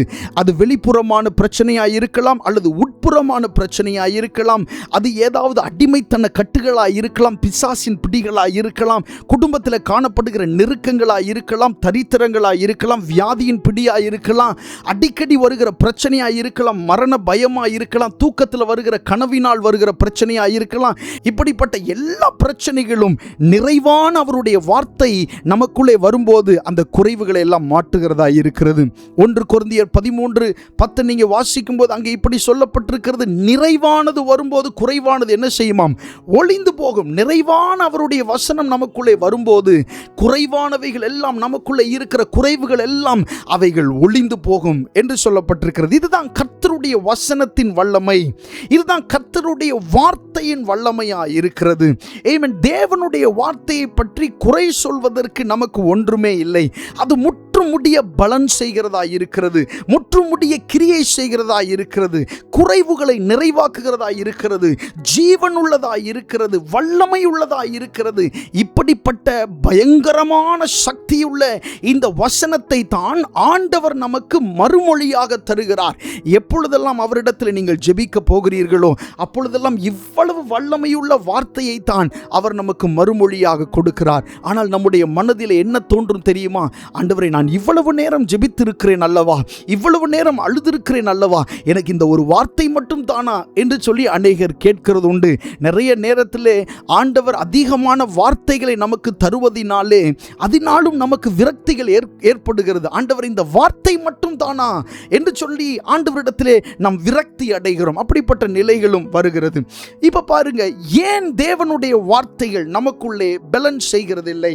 தேவனுடைய வார்த்தைகள் வல்லமை உள்ளது, தேவனுடைய வார்த்தை ஜீவன் உள்ளது. ஆனால் ஏன் நம்முடைய வாழ்க்கையிலே அவைகள் பேலன்ஸ் செய்யவில்லை? ஏன் தேவனுடைய வார்த்தைகள் நமக்குள்ளே பேலன்ஸ் செய்கிறதில்லை? இவ்வளவு நேரமும் கர்த்தருடைய வார்த்தை எவ்வளவு வல்லமை உள்ளது என்று நாம் தியானித்தோம். இப்படிப்பட்ட இந்த வல்லமையுள்ள ஜீவனுள்ள இந்த வார்த்தைகள் ஏன் நமக்குள்ளே பேலன்ஸ் செய்யவில்லை என்றால், முதல் காரியம் என்ன அப்படின்னா, அந்த தேவனுடைய வார்த்தைக்குரிய கனத்தை, மரியாதையை அதற்கு கொடுக்காதனால தான் அவருடைய வார்த்தைகள் நமக்குள்ளே கிரியை செய்ய முடியவில்லை. தேவனுடைய வார்த்தைக்குரிய அந்த மரியாதை, அந்த கனம் நாம் அவருக்கு கொடுக்கவில்லை, அந்த வார்த்தைக்கு கொடுக்கவில்லை. தேவன் என்னிடத்தில் பேசி இருக்கிறார், இப்படிப்பட்ட வார்த்தையை சொல்லி இருக்கிறார் என்று சொல்லி அந்த வார்த்தைக்கான மரியாதையை நாம் அவருக்கு கொடுக்கிறதில்லை. ஒரு முக்கியமான ஒரு நபர் அல்லது நீங்கள் நேசிக்கிற ஒரு நபர், ஆமென், உங்களுக்கு ஏதாகிலும் ஒரு காரியத்தை சொல்லும்போது அந்த வார்த்தையை குறித்து நீங்கள் அவ்வளவு கவனம் உள்ளவர்களாய் இருக்கிறீர்கள் அல்லவா, அந்த வார்த்தையை குறித்து அவ்வளவு ஞாபகம் உள்ளவர்களாய் இருக்கிறீர்கள் அல்லவா. ஆனால் நீங்கள் தேவனுடைய வார்த்தை உங்களுக்கு வரும்போது ஏன் நாம் அந்த வார்த்தைக்குரிய கனத்தை அவருக்கு கொடுக்கிறதில்லை? ஏன் அந்த வார்த்தைக்குரிய மரியாதையை அவருக்கு நாம் கொடுக்கிறதில்லை? கொஞ்சம் சிந்தித்து பார்க்க வேண்டும். ஹல்லேலூயா. சோ முதலாவது நாம் அறிந்து கொள்ள வேண்டிய விஷயம் என்னவென்றால், தேவனுடைய வார்த்தை நம்முடைய வாழ்க்கையில கிரியை செய்யாததற்கான முதல் காரணம் என்னன்னா, அவருடைய வார்த்தைக்குரிய மரியாதையை, அவருடைய வார்த்தைக்குரிய கனத்தை நாம் அவருக்கு கொடுக்காததுனால தான். ஆமென். கொஞ்சம் நீங்கள் யோசித்து பாருங்கள். கடந்த நாட்களில் ஆண்டவர் உங்களுக்கு கொடுத்த வாக்குத்தத்தங்களை யோசித்து பாருங்கள், உங்களுக்கு கொடுத்த வசனங்களை யோசித்து பாருங்கள். அதற்காக நீங்கள் செலுத்தின கிரயம் என்ன என்பதை யோசித்து பாருங்கள். எவ்வளவு நேரம் அந்த வசனத்திற்காக எவ்வளவு நேரம் அந்த வசனத்தை சொல்லி ஆண்டவரை ஸ்தோத்தரித்தோம், எவ்வளவு நேரம் அந்த வசனத்தை சொல்லி ஆண்டவருடைய சமூகத்தில் நன்றி சொன்னோம், எவ்வளவு நேரம் அந்த வசனம் நமக்குள் வளர்வதற்கு நாம் இடம் கொடுத்தோம். கொஞ்சம் நாம் யோசித்து பார்க்க வேண்டும். தேவனுடைய வசனம் என்னுடைய வாழ்க்கையில நிறைவேறவில்லை என்று நாம் ஆண்டவரிடத்தில் கேள்வி கேட்கிறோமே, நமக்குள்ளே புலம்பிக் கொண்டிருக்கிறோமே. ஆனால் நாம் யோசித்து பார்க்க வேண்டும், அந்த வார்த்தைகள் ஏன் நமக்குள்ளே நிறைவேறவில்லை? முதலாவது காரியம் ஏனென்றால், நாம் ஆண்டவருடைய வார்த்தைக்கேற்ற மரியாதை, அந்த கனத்தை நாம் கொடுக்கவில்லை. இதுதான் முதல் காரியம். இதற்கு உதாரணமாக ஒரு சம்பவத்தை வாசிக்கலாம். 2 ராஜாக்கள் 7ஆம் அதிகாரம் 1-2 வசனங்கள். 2 ராஜாக்கள் 7ஆம் அதிகாரம் 1-2 வசனங்கள் வாசிக்கலாம். அப்பொழுது எலிசா, கர்த்தருடைய வார்த்தையை கேளுங்கள், நாளை இந்நேரத்தில் சமாரியாவின் வாசலிலே 1 மரக்கால் கோதுமை மா 1 சேக்கலுக்கும் 2 மரக்கால் வார்கோதுமை 1 சேக்கலுக்கும் விற்கப்படும் என்று கர்த்தர் சொல்லுகிறார் என்றான். அப்பொழுது ராஜாவுக்கு கையிலாக கொடுக்கிற பிரதானி ஒருவன் தேவனுடைய மனுஷனுக்கு பிரதியுத்தரமாக, இதோ கர்த்தர் வானத்திலே மதகுகளை உண்டாக்கினாலும் இப்படி நடக்குமா என்றான். அதற்கு அவன், உன்னுடைய கண்களினாலே அதை காண்பாய், ஆனாலும் அதிலே சாப்பிட மாட்டாய் என்றான். எலிசா தீர்க்கதரிசி தேவனுடைய வார்த்தையை அங்கே ஜனங்களுக்கு சொல்லுகிறார். என்ன சொல்லுகிறார்? நாளை இந்நேரத்தில் சமாரியாவின் வாசலிலே ஒரு மரக்கால் கோதுமை மா 1 சேக்கலுக்கும் 2 மரக்கால் வார்கோதுமை 1 சேக்கலுக்கும் விற்கப்படும் என்று கர்த்தர் சொல்லுகிறார் என்று தேவனுடைய வார்த்தையை சொல்லுகிறார். ஆனால் அங்கே ராஜாவுக்கு கைலாக கொடுக்கிறவன், ராஜாவுக்கு உதவி செய்கிற ஒரு மனுஷன் அங்கே இருந்தான். அந்த பிரதானி என்ன சொல்லுகிறான் என்று சொன்னால், கர்த்தர் வானத்தில் மதகுகளை உண்டு பண்ணினாலும் இப்படி நடக்குமா என்று சொல்லி அவன் கேட்டான். பாருங்க, அமைதியா இருந்தா கூட பிரச்சனை இல்லை, ஆனா எப்படி இது ஆண்டவர் செய்ய முடியும் என்று இந்த மனுஷன் ஆண்டவருக்கு விரோதமான ஒரு கேள்வி எழுப்புகிறதை பார்க்கிறோம். தேவனுடைய வார்த்தைக்கு ஒரு துளி அளவு கூட அவன் கனம் கொடுக்கவில்லை, மரியாதை கொடுக்கவில்லை. அப்படிப்பட்ட நிலையிலே அவனுடைய வாயிலிருந்து பிரதியுத்தரம் வருகிறதை பார்க்கிறோம். இதே மாதிரி தான் நிறைய நேரம் ஆண்டவர் நமக்கு சில காரியங்களை சொல்லும்போது, இது எப்படி ஆகும், இது நடக்கிறதுக்கு என்ன சாத்தியம் இருக்கிறது என்று சொல்லி அநேக காரியங்களை யோசித்து பல நாட்களை பல மாதங்களை நாம் கழித்து விடுகிறோம். தேவனுடைய பிள்ளைகள், இனிமேல் ஆண்டவர் உங்கள்கிட்ட பேசும்போது அந்த வார்த்தை குறித்து நீங்கள் மிகவும் ஜாக்கிரதை உள்ளவர்களாய், மிகவும் கரிசனை உள்ளவர்களாய், அந்த வசனத்திற்கு செவிசாய்க்கிறவர்களாய் நீங்கள் இருக்க வேண்டும் என்று உங்களை குறித்து ஆண்டவர் எதிர்பார்க்கிறார். அதனால இந்த 2வது வசனத்தில் எலிசா தீர்க்கதரிசி என்ன சொன்னார் பாருங்க, உன்னுடைய கண்களினாலே அதை காண்பாய், ஆனாலும் அதிலே சாப்பிட மாட்டாய். உன் கண்ணுனால நீ பார்ப்ப, ஆண்டவர் இதை செய்கிறத நீ பார்ப்ப, ஆனால் அதில் நீ என்ன செய்ய மாட்ட, சாப்பிட மாட்டாய் என்று சொல்லுகிறதை பார்க்கிறோம். அதே போல் இந்த மனுஷன் அங்கே நெருக்கின அந்த கூட்டத்தினாலே அந்த நெருக்கல்லே அந்த மனிதன் அங்கே செத்து போனதை குறித்து வேதத்தில் வாசிக்கிறோம். தேவனுடைய வார்த்தைக்கான அந்த மரியாதை அந்த மனிதன் கொடுக்காததினாலே அவனுடைய வாழ்க்கையில் இப்படிப்பட்ட சங்கட்டமான விஷயங்கள் நடந்ததை வேதத்தில் நாம் வாசிக்கிறோம். கர்த்தருடைய வசனம் உங்களுக்கு நேராக வரும்போது அதை நீங்கள் அப்படியே ஏற்றுக்கொண்டு நீங்கள் என்ன செய்ய வேண்டும் என்று சொன்னால், அதை உங்களுடைய வாழ்க்கையிலே நீங்கள் அப்பியாசப்படுத்த துவங்க வேண்டும், அதை விசுவாசிக்க வேண்டும், அந்த வார்த்தைக்கு மரியாதையும் கனத்தையும் நீங்கள் கொடுக்க வேண்டும். கர்த்தருடைய நாமம் மகிமைப்படுவதாக. இப்பொழுது யோபு 23வது அதிகாரம் 12வது வசனத்தை நம்ம வாசிக்கலாம். அருமையான ஒரு வசனம் வாசிக்கலாம். அவர் உதடுகளின் கற்பனை விட்டு நான் பின்வாங்குவதில்லை, அவருடைய வாயின் வார்த்தைகளை எனக்கு வேண்டிய ஆகாரத்தை பார்க்கிலும் அதிகமாக காத்து கொண்டேன். யோபு சொல்ற வார்த்தையை பாருங்க, அவருடைய உதடுகளின் கற்பனை விட்டு நான் பின்வாங்குவதில்லை, அவருடைய வாயின் வார்த்தைகளை எனக்கு வேண்டிய ஆகாரத்தை பார்க்கிலும் அதிகமாக காத்து கொண்டேன் என்று சொல்லுகிறார். ஆண்டவருடைய வாயிலிருந்து பிறக்கிற கட்டளைகளை, ஆண்டவருடைய வாயிலிருந்து பிறக்கிற வார்த்தைகளை இந்த யோபு பக்தன் என்ன செய்திருக்கிறார் அப்படின்னு சொன்னா, அவருக்கு வேண்டிய ஆகாரத்தை பார்க்கிலும் அதிகமாக காத்து கொண்டதாக இங்கே சொல்லப்பட்டிருக்கிறது. உணவை காட்டிலும் முக்கியத்துவத்தை ஆண்டவருடைய வார்த்தைக்கு அவர் கொடுத்திருக்கிறார். அப்படி நம்ம கொடுக்கிறோமா? உணவை விட முக்கியமாய் ஆண்டவருடைய வார்த்தை நினைக்கிறோமா? நிறைய காரியங்களுக்கு முக்கியத்துவம் கொடுக்கிறோம். ஆண்டவருடைய வசனத்தை விட நிறைய காரியங்களுக்கு, நிறைய சூழ்நிலைகளுக்கு நாம் என்ன செய்கிறோம்? முக்கியத்துவம் கொடுக்கிறோம். ஆனால் இந்த தேவ மனுஷனை பாருங்க, ஆண்டவருடைய வசனத்தை, அவருடைய வார்த்தையை, அவருக்கு வேண்டிய ஆகாரத்தை பார்க்கிலும் அவர் என்ன செய்திருக்கிறார்? அதிகமாய் காத்து கொண்டிருக்கிறார். ஏனென்று சொன்னால், கவனம் இல்லாம இருந்தா இந்த வசனம் நம்மை விட்டு வெளியே எடுபட்டு போகும். அப்படி ஒரு காரியமும் இருக்கு. அதை பத்தி நம்ம இனி தொடர்ந்து தியானிக்க போகிறோம். யோபு பக்தன் பாருங்க, அதை காத்து கொள்வதில் ரொம்ப கவனமா இருந்திருக்கிறார். அந்த வசனத்தை, ஆண்டவர் கொடுத்த வார்த்தையை தனக்குள்ளே வைத்து காத்து கொள்ள வேண்டும் என்கிற ஒரு கவனமுள்ள ஒரு மனுஷனாய் இந்த யோபு பக்தன் இருந்திருக்கிறார். ஸோ தேவனுடைய வார்த்தை உங்களுக்கு நேராக வரும்போது அதை நீங்கள் எழுதி வைக்கலாம். அதை உங்களுடைய மனதில் எழுதி வைக்கிறது தான் மிகவும் நன்றான ஒரு விஷயமாய் இருக்கும். ஸோ தேவனுடைய வார்த்தை உங்களுக்கு வரும்போது அதற்கேற்ற கனத்தை, அதனுடைய மரியாதையை கொடுக்கணும். அந்த வசனத்தை உங்களுக்குள்ளே காத்து கொள்ளுகிறவர்களாக நீங்கள் இருக்க வேண்டும். கர்த்தருடைய நாமம் மகிமைப்படுவதாக. தேவனுடைய வார்த்தை நம்முடைய வாழ்க்கையிலே செயல்படுவதற்கு நம்முடைய இருதயம் மிக முக்கியமான பங்கு வகிக்கிறது. நம்முடைய இருதயத்திற்குள்ள தான் ஆண்டவருடைய வசனம் நேராக வருகிறது. ஆவியிலேயோ ஆத்மாவிலேயோ அல்ல. ஆண்டவர் தம்முடைய வசனத்தை, தம்முடைய வார்த்தையை நேராக எங்கே கொடுக்கிறார் அப்படின்னு சொன்னால் உங்களுடைய இருதயத்திற்குள்ளே அவர் கொடுக்கிறார். அப்போ உங்களுடைய இருதயம் முக்கியமான பங்கு வகிக்கிறது. வசனத்து குறித்து பார்க்கும்போது வேதத்தில் சொல்லப்பட்டிருக்கிறது, அது ஒரு விதை. கர்த்தருடைய வசனம் எப்படிப்பட்டது? அது ஒரு விதை. ஆனால் உங்களுடைய இருதயம் இருக்கு பாருங்க, அது நிலமாய் இருக்கிறது. இயேசு கிறிஸ்து அப்படி ஒப்பிட்டு பேசுகிறார். விதை என்பது கர்த்தருடைய வசனம், நிலம் என்பது இருதயமாய் இருக்கிறது. இந்த ரெண்டுக்கும் ரொம்ப நெருக்கமான தொடர்பு இருக்கு. நீங்க நல்லா கவனிச்சு பாருங்க. சில விதைகளை சில இடத்துல நம்ம அதை புதைத்து வைக்கும்போது, அந்த விதையை நம்ம விதைக்கும்போது என்ன முயற்சி செய்தாலும், என்ன தண்ணீர் ஊற்றினாலும் அந்த மண்ணிலிருந்து அந்த விதை வெளியே முளைத்து வராததை நாம் பார்க்கிறோம், அறிந்திருக்கிறோம். ஏன்னு சொன்னால் அந்த மண் ஒரு வளம் இல்லாத ஒரு மண்ணாக இருக்கிறது. அந்த மண்ணில் இன்னும் சில மாற்றங்கள் செய்ய வேண்டியது இருக்கிறது. அந்த மண்ணுக்கு சில உரங்கள் தேவை.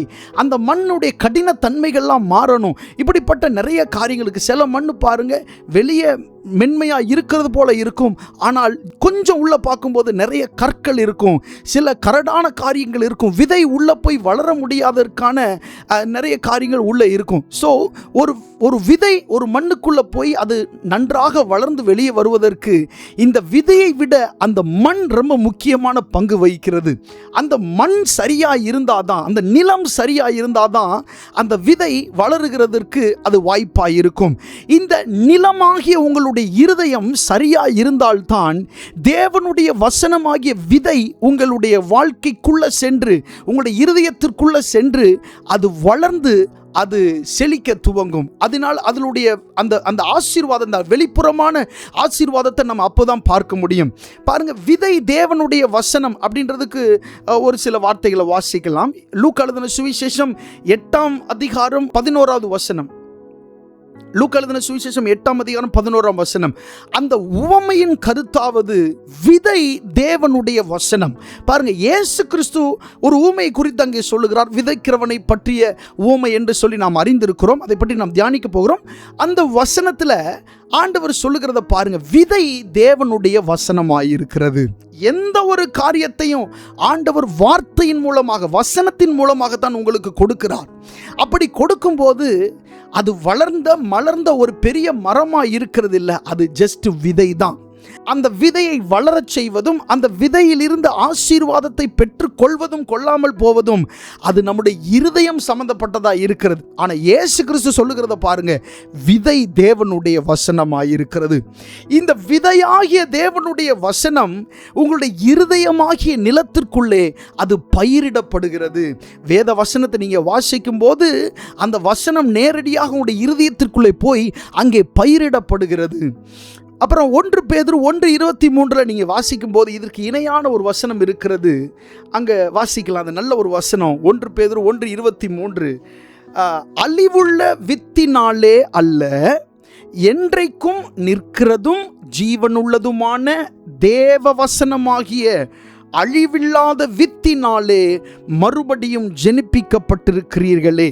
இந்த வசனத்தில் வித்தினால் அப்படின்னு சொல்லப்பட்டிருக்கிற அந்த வார்த்தை விதை அப்படின்னு பொருள்படுகிறது. அழிவுள்ள விதையினால் அல்ல, அழிவுள்ள வித்தினால் அல்ல. இயேசு கிறிஸ்துவினுடைய வார்த்தையானது அழிவுக்குரியது அல்ல. இந்த பூமியில் நீங்கள் பார்க்கிற இந்த மரங்கள், செடிகள், காய்கறிகள், அது கொடுக்கிற அந்த விதைகள் எல்லாம் அழிந்து போகக்கூடும், அது பயன் தராமல் போகக்கூடும். ஆனால் கர்த்தருடைய வார்த்தையானது அழிவுள்ள விதை அல்ல, அது ஜீவனுள்ள விதையாய் இருக்கிறது. என்றென்றைக்கும் நிற்கிறதும் ஜீவனுள்ளதுமான தேவ வசனமாகிய அழிவில்லாத விதை. ஹல்லேலூயா. தேவ வசனம் எப்படிப்பட்டது? அழிவில்லாத விதை. ஆமென். பல வருஷங்களுக்கு முன்பாக ஆண்டவர் உங்களுக்கு ஒரு வசனத்தை கொடுத்திருக்கலாம். அந்த வசனத்தை நீங்கள் கண்டுக்காமையே விட்டுருக்கலாம். ஆனால் நீங்கள் இந்த நாட்களில் அந்த வசனத்தை எடுத்து சொல்லி ஜெபம் பண்ணி பாருங்க. அந்த வசனத்துக்காக உங்களுடைய இருதயத்தை ஆயத்தப்படுத்தி பாருங்க. நிச்சயமாக அந்த விதையின் மூலமாக, அந்த வசனத்தின் மூலமாக உங்களுடைய வாழ்க்கையில் சில காரியங்கள் ஆமென் சம்பவிக்கும் என்பதில் எந்த சந்தேகமும் இல்லை. விதை என்பது தேவனுடைய வசனமாய் இருக்கிறது. அந்த விதை என்கிற அந்த தேவனுடைய வசனம் அழிவுக்குரியது அல்ல, இது என்றென்றைக்கும் நிற்கிறது, ஜீவன் உள்ளது, அழிவில்லாத விதையாய் இருக்கிறது என்று சொல்லி கர்த்தருடைய வார்த்தை சொல்லுகிறது. இருக்கிறது. ஸோ தேவனுடைய வசனத்தில் அழிவில்லை, தேவனுடைய வசனத்தில் குறைவில்லை, தேவனுடைய வசனம் ஜீவன் உள்ளது, தேவனுடைய வசனம் வல்லமை உள்ளது, இதெல்லாம் இருக்கிறது. ஆனால் நம்முடைய இருதயம் சரியாய் இருந்தால் இந்த வசனம் நமக்குள்ளே வந்து செயல்படுகிறதற்கு அது ஏதுவாய் இருக்கும். இயேசு கிறிஸ்து மனுஷர்களுடைய இருதயத்தை 4 விதமாக பிரித்தார். இயேசு கிறிஸ்து மனுஷர்களுடைய இருதயத்தை எத்தனை வகையாக பிரித்தார்? 4 வகையாக பிரித்தார். விதைக்கிறவர்களை பற்றிய உவமை இயேசு கிறிஸ்து சொல்லும்போது மனிதர்களுடைய இதயங்களை 4 பகுதிகளாக இயேசு பிரித்தார். அதில் முதலாவது வகை என்ன அப்படின்னு சொன்னால், கடினமான இருதயம், வழி அருகே உள்ள அந்த நிலம், வழி அருகே உள்ள நிலம், அதுதான் கடினமான இருதயம். இது முதலாவது இருதயம். இரண்டாவது என்னன்னா, கற்பாறையான இருதயம். அதில் கொஞ்சம் கூட அந்த விதை போகிறதற்கான எந்த ஒரு சாத்தியமுமே இல்லை. அப்படிப்பட்ட ஒரு கற்பாறையான இருதயம், வழி அருகான இருதயம் கூட அந்த மண் கடினமாக இருக்கும், ஆனால் தண்ணி பட்டால் கொஞ்சம் மெதுவாகிறதுக்கு வாய்ப்பு இருக்குது. ஆனால் ரெண்டாவது உள்ள கற்பாறையான இருதயம் பாருங்கள், வாய்ப்பே இல்லை. வசனம் உள்ளே போகிறதுக்கு, விதை அங்கே போகிறதுக்கான வாய்ப்பே இல்லை. மூன்றாவது ஒரு இருதயத்தை சொல்றாரு. அது என்ன இருதயம் அப்படின்னா, முள்ளுள்ள இருதயம். இந்த இருதயம் எப்படிப்பட்ட இருதயம்? முள்ளுள்ள இருதயம். இந்த மனுஷனுடைய இருதயத்துக்குள்ள முழுவதும் முள்ளு தான் இருக்கு. அப்படிப்பட்ட இருதயம் தான் முள்ளுள்ள இருதயம். இது மூன்றாவது. நாலாவது ஒரு இருதயத்தை சொல்லுகிறார், நல்ல இருதயம் அப்படின்னு சொல்லுகிறார், நல்ல நிலம் அப்படின்னு சொல்றார் இயேசு கிறிஸ்து. எவ்வளவு அருமையாக நம்முடைய படைத்த நம்முடைய சிருஷ்டி கர்த்தர் சொல்றார் பாருங்க. மனுஷருடைய இருதயத்தை அவர் 4 விதமாக வகையறுத்து சொல்லுகிறார். என்னென்ன இருதயம்? கடினமான இருதயம், கற்பாறையான இருதயம், முள்ளுள்ள இருதயம், நல்ல இருதயம். இந்த முதலாவது கடினமான இருதயம்ன்றது வழி அருகே உள்ள நிலம். அது 4 வகையாக இயேசு கிறிஸ்து பிரித்து சொல்லுகிறார். இந்த 4 வகையான இருதயத்தை குறித்து நாம் இப்பொழுது சில காரியங்களை தியானித்து, ஏன் நம்முடைய வாழ்க்கையில் வசனம் கிரியை செய்யலை அப்படின்றதை நாம் அறிந்து கொள்ள போகிறோம். இந்த முதலாவது நாம் பார்த்த அந்த வழி அருகான அந்த கடினமான அந்த இருதயம் இருக்கு பாருங்க. இந்த இருதயம் எப்படிப்பட்டதுன்னா, தேவனுடைய வசனம் உள்ள போக முடியாத ஒரு நிலமாய் இருக்கிறது. வாசிக்கலாம். மத்தேயு எழுதின சுவிசேஷம் 13வது அதிகாரம் 19வது வசனத்தை வாசிக்கலாம். மத்தேயு எழுதின சுவிசேஷம் 13:19. ஒருவன் ராஜ்யத்தின் வசனத்தை கேட்டும் உணராதிருக்கும் போது பொல்லாங்கன் வந்து அவன் இருதயத்தில் விதைக்கப்பட்டதை பறித்து கொள்ளுகிறான். அவனே வழி அருகே விதைக்கப்பட்டவன். பாருங்க, ராஜ்யத்தின் வசனத்தை கேட்டும் உணராதிருக்கும் போது இந்த வழி அருகே விதைக்கப்பட்டவன் எப்படிப்பட்டவன்னா, உணர்வே இருக்காது. ஆண்டவர் அவன்கிட்ட பேசுறாருன்ற அந்த உணர்வே அவனுக்கு இருக்காது. ஆலயத்திற்கு வருவோம், ஆண்டவருடைய வார்த்தை கேட்போம், ஆனால் ஆண்டவர் என்கிட்ட தான் பேசிக்கிட்டு இருக்கிறாரு அப்படின்ற உணர்வு இல்லாமையே அதை கேட்டுக்கொண்டிருப்போம். வசனத்தை தினந்தோறும் வாசிக்கிறவர்களாக இருப்போம், ரொம்ப கவனத்தோடு வசனத்தை வாசிப்போம். ஆனால் ஆண்டவர் உங்கள்கிட்ட சில வார்த்தைகள் அதுக்குள்ளே பேசிக்கிட்டு இருக்கிறாரு. சில நல்ல காரியங்களை, உங்களுடைய வாழ்வை மாற்றக்கூடிய காரியங்களை பேசிக்கிட்டு இருக்கிறாரு. ஆனால் அதை குறித்த உணர்வே துளியளவும் இல்லாமல் வேதத்தை வாசித்து கொண்டிருப்போம். இதுதான் பாருங்க, வழி அருகே விதைக்கப்பட்ட அந்த கடின இருதயமான அந்த நிலம். இந்த மனுஷன் அப்படி உணராது இருக்கும்போது என்ன நடக்குதுன்னா, பொல்லாங்கன் வந்து அவன் இருதயத்தில் விதைக்கப்பட்டதை, வசனம் எவ்வளவு தெளிவா இருக்கு பாருங்க. பொல்லாங்கன், பிசாசானவன் வந்து அவன் இருதயத்தில் விதைக்கப்பட்டதை பறித்து கொள்ளுகிறான் அப்படின்னு சொல்லப்பட்டிருக்கிறது. அந்த உணராமே இருக்கும்போது அந்த வசனம் உள்ள வந்துருச்சு, இருதயத்துக்குள்ள விதைக்கப்பட்டுருச்சு. ஆனா இவனுக்குள்ள உணர்வு இல்லாததுனால பொல்லாங்கு, பிசாசானவன் பார்த்துக்கிட்டே இருக்கான். ஐயோ, அந்த வசனம் போய் விழுகுது பாரு அந்த இருதயத்திற்குள்ள, இந்த வசனத்தை இப்படியே விட்டா இது பெரிய மரமாகிறதுக்கு வாய்ப்பு இருக்கு அப்படின்னு உங்களுக்கு இல்ல உணர்வு, அவனுக்கு இருக்கு. அவன் என்ன செய்கிறான்? வந்து அந்த வசனத்தை திருடி கொண்டு போகிறான். ரொம்ப கேர்ஃபுல்லா இருக்கணுங்க தேவனுடைய பிள்ளைகள். பாருங்க, உங்களுக்குள்ள விதைக்கப்பட்ட கர்த்தருடைய வாக்குத்தத்தங்களை, கர்த்தருடைய வார்த்தைகளை பிசாசானவன் இப்படிதான் திருடி கொண்டு போய் வைத்திருக்கிறான். அவனுக்கு தெரியும், இந்த வசனத்தை உள்ள வச்சிட்டோம் அப்படின்னா இது எப்படி ஆகிலும் இது கிரியை செய்ய தொடங்கும். அது வசனத்தோட வல்லமை. நம்ம பார்த்தோம்ல, அழிவில்லாத வித்து, ஜீவனுள்ள வசனம், வல்லமையுள்ள வசனம் எப்படியாவது கிரியை செஞ்சிடும். அதனால வேலையா நீங்க கவனம் இல்லாமல் இருக்கும்போது, நீங்க உணர்வு இல்லாமல் இருக்கும்போது, அவன் ரொம்ப உணர்வுள்ளவனா அவனுடைய வேலையை செய்கிறான். என்ன செய்கிறான்? அந்த வசனத்தை வந்து அவன் பறித்து கொண்டு போகிறான். எத்தனை காரியங்கள் ஆண்டவர் உங்கள்கிட்ட சொல்லி இன்னைக்கு அது பிசாசினுடைய கைகளில் இருக்கு என்று சொல்லி நீங்கள் யோசித்து பாருங்கள். அது உங்களுக்கு சொந்தமானது, உங்களுக்குரியது. ஆனால் இப்போ அது உங்கள் கையில் இல்லை. ஆமென். இப்படிப்பட்ட காரியங்கள் நடக்கிறது. இதெல்லாம் ஆவிக்குரிய மண்டலங்களில் நடந்து கொண்டிருக்கிறது. ஆண்டவர் உங்களுக்கு கொடுத்த வார்த்தை, ஆண்டவர் உங்களுக்கு கொடுத்த வசனம், அது அப்படியே மறந்து போயிடும் பாருங்க. ஆனால் சில நேரம் ஞாபகம் இருக்கிற மாதிரி இருக்கும். ஆண்டவர் இப்படி சொன்னார், ஒன்றுமே நடக்கலையே அப்படின்னு நம்ம ஆண்டவரை குறை சொல்லிக்கிட்டு இருக்கோம். இல்லை, நம்ம உணர்வில்லாதவர்களாக இருந்ததுனால பிசாசு என்ன செய்து விட்டான்? அதை எடுத்து கொண்டு போய்விட்டான். கர்த்தருடைய வசனத்தை உங்களுடைய இருதயத்தில் அவன் திருடி கொண்டு போய்விட்டான். ஏனென்றால் நாம் உணர்வில்லாதவர்களாக இருந்தபடினாலே. இதுதாங்க வழியருகே விதைக்கப்பட்ட அந்த மனுஷனுடைய நிலை. இவன் தான் வழியருகே விதைக்கப்பட்டவன். இவனுடைய இருதயம் ரொம்ப கடினமானது. அடுத்ததாக நாம் பார்க்கிறோம் கற்பாறையான இருதயம். இயேசு அந்த இருதயத்தை பிரிக்கிறார். ரெண்டாவது எப்படி பிரிக்கிறார்னு சொன்னா, கற்பாறையான இருதயம் அப்படின்னு பிரிக்கிறார். மத்தேயு எழுதின சுவிசேஷம் 13:20-21 ரெண்டு வசனத்தை வாசிக்கலாம். மத்தேயு எழுதின சுவிசேஷம் 13வது அதிகாரம் 20-21 ரெண்டு வசனங்களை. கற்பாறை இடங்களில் விதைக்கப்பட்டவன் வசனத்தை கேட்டு உடனே அதை சந்தோஷத்தோடே ஏற்றுக்கொள்ளுகிறான். ஆகிலும் தனக்குள்ளே வேறில்லாதவனாய் கொஞ்ச காலம் மாத்திரம் நிலைத்திருப்பான். வசனத்தின் நிமித்தம் உபத்திரவமும் துன்பமும் உண்டான உடனே இடறல் அடைவான். இந்த வசனத்தில் ஆண்டவர் எப்படிப்பட்ட இருதயத்தாரை குறித்து சொல்லுகிறார் என்றால், கற்பாறையான இருதயம் உள்ளவர்களை குறித்து இயேசு கிறிஸ்து சொல்லுகிறார். கல்லு மேல விதையை போட்டால் அது எப்படி வளரும்? அது காய்ந்து போகும் அல்லவா? அது ஒன்றுக்கும் பிரயோஜனம் இல்லாமல் போகும் அல்லவா? ஆனாலும் இங்க பாருங்க, இந்த மனுஷன் என்ன பண்றான் அப்படின்னா, அந்த வசனத்தை சந்தோஷத்தோட ஏற்றுக்கொள்கிறானா. ஆண்டவர் பேசின உடனே, ஆஹா, ஆண்டவர் என்னிடத்துல சூப்பரா இன்னைக்கு ஆண்டவர் பேசி இருக்கிறாரு, அருமையா என்னிடத்துல பேசி இருக்கிறாருன்னு சொல்லி வசனத்தை குறித்து ரொம்ப சந்தோஷப்படுவான். அந்த வசனத்தை மறக்காம எழுதி வச்சிருவான். நிறைய பேருக்கு சொல்லுவான், ஆண்டவர் எனக்கு இந்த மாதிரி வசனங்கள் எல்லாம் சொல்லி இருக்கிறாரு, இந்த மாதிரி வார்த்தைகள்லாம் சொல்லி இருக்கிறாருன்னு அந்த வசனத்தை குறித்து ரொம்ப ரொம்ப ரொம்ப சந்தோஷம் அடைவான். ஆனால் தனக்குள்ளே வேறில்லாதவனாய் இருக்கிறபடினால, அவனுக்குள்ள வேர் இல்லை, சந்தோஷம் மட்டும்தான் படுறான். வேர் இல்லாதவனா இருக்கிறபடினால கொஞ்ச காலம் மட்டும் அவன் நிலைத்திருக்கிறவனா இருப்பான்.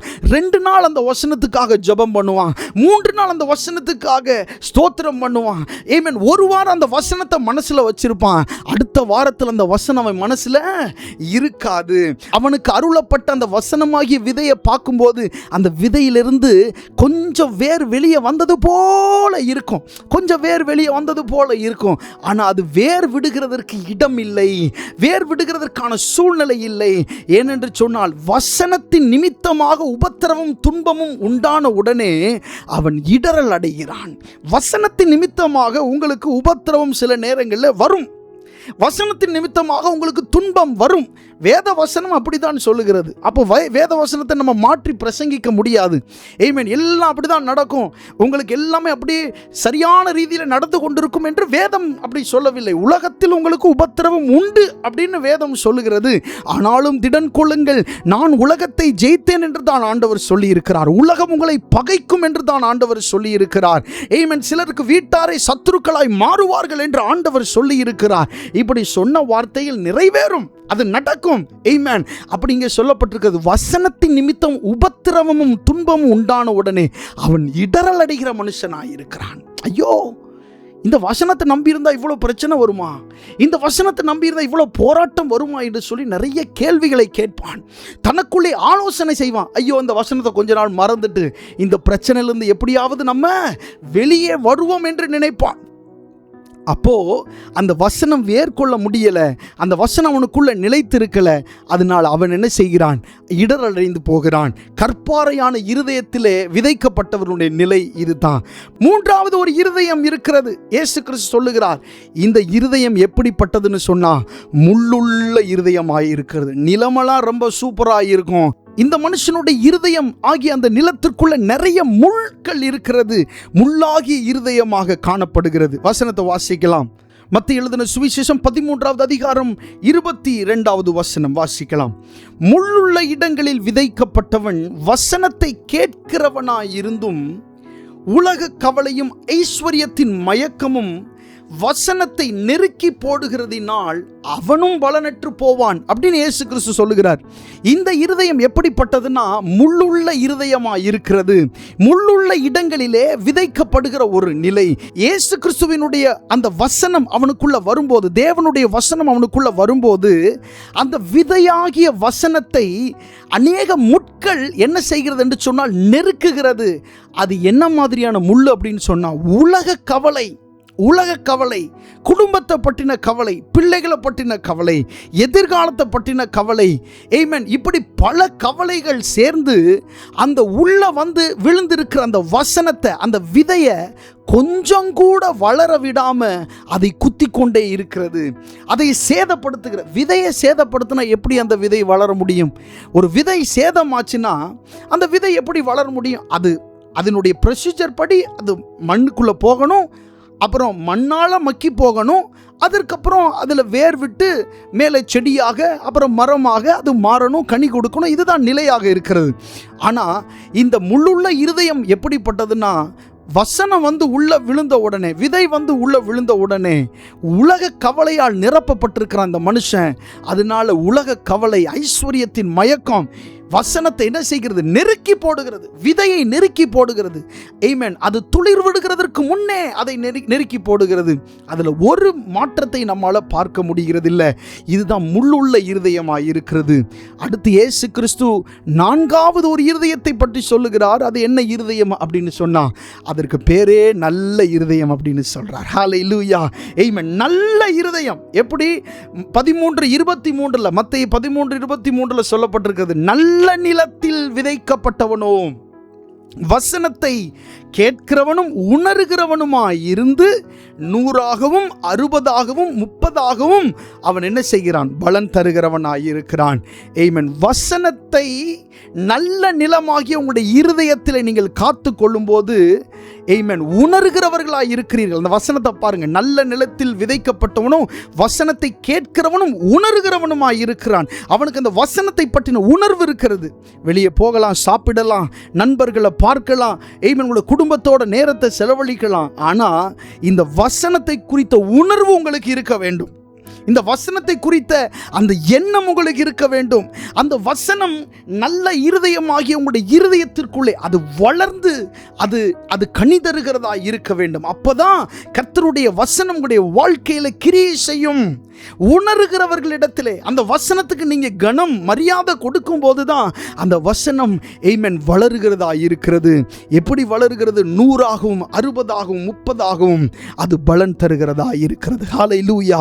ஆமென். உங்களுடைய இருதயம் செவ்வையானால், இந்த கர்த்தருடைய வார்த்தையை நீங்க கேட்கும்போது, ஆமென், உங்களுடைய இருதயம் செவ்வையானால், உங்களுடைய இருதயம் செவ்வைப்பட்டால், உங்களுடைய இருதயம் சரியாக மாறினால், ஆண்டவருடைய வார்த்தை உங்களுக்குள்ளே வந்து அந்த இருதயத்தில் விழுகும்போது, உங்களுடைய இருதயத்தில் விழுகும்போது அப்படியே அந்த வசனத்தை அணைத்து கொண்டு அதை உணர ஆரம்பித்து, அந்த வசனத்தை சொல்லி துதிக்க ஆரம்பித்து, அந்த வசனத்தோடு இணைந்து வாழ ஆரம்பித்து, இது ஒரு நாள் 2 நாள் 1 வாரம் அல்ல, அந்த வசனம் ஆமென் கனி தருகிற வரைக்கும் அதை உறுதியாய் பிடித்துக் கொள்ளுகிறவர்கள் தான் நல்ல நிலத்திலே விதைக்கப்பட்டவர்களாய் இருக்கிறார்கள். ஹல்லேலூயா.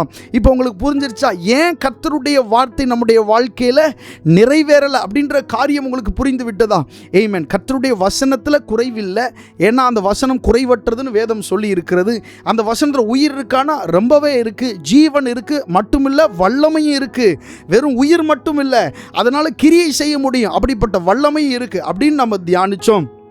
அதற்கப்புறமாக அவருடைய வார்த்தைக்குரிய கனத்தை நம்ம கொடுக்காததுனால தான் அவருடைய வசனத்திலிருந்து வருகிற அந்த பலனை நம்மால் பெற்றுக்கொள்ள முடியல. அவருடைய வார்த்தைக்கு நம்ம செவி சாய்க்கிறது இல்லை அப்படின்றத குறித்து நம்ம தியானித்தோம்.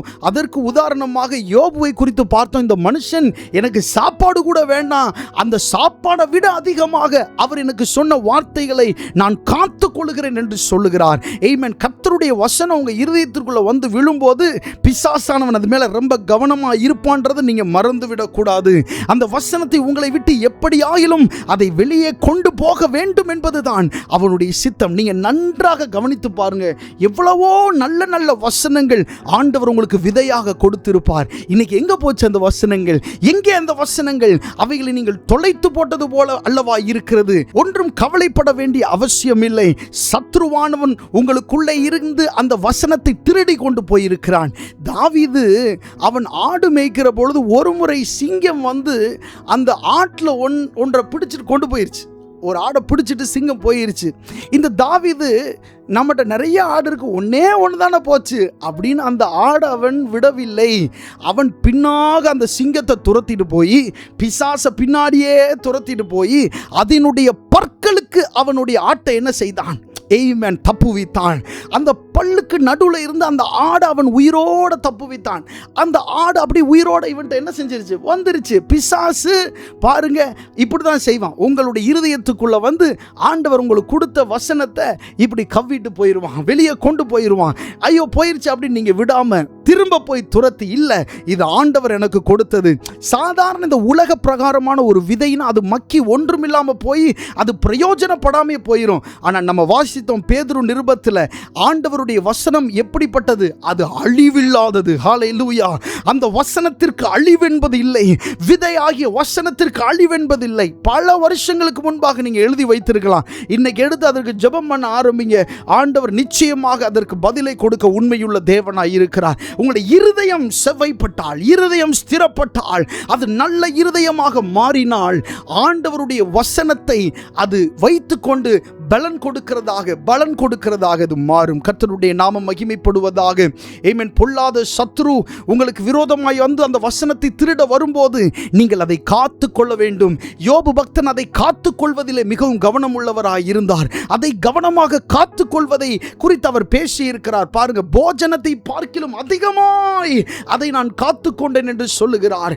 இப்படிப்பட்ட உணர்வுள்ள இருதயம் உள்ளவர்களாய் நாம் இருக்கும்போது கர்த்தருடைய வார்த்தை நிச்சயமாக நம்முடைய வாழ்க்கையில் பேலன்ஸ் செய்கிறது. ஹல்லேலூயா. இந்த நாளில் நம்ம ஒரு காரியத்தை சொல்லி ஜெபம் பண்ண போகிறோம். தேவனுடைய வார்த்தைக்கு கனம் கொடுக்காம, அவருடைய வார்த்தை கேட்ட அந்த மரியாதை அவர் கொடுக்காம ஒருவேளை நம்ம இருந்திருக்கலாம்.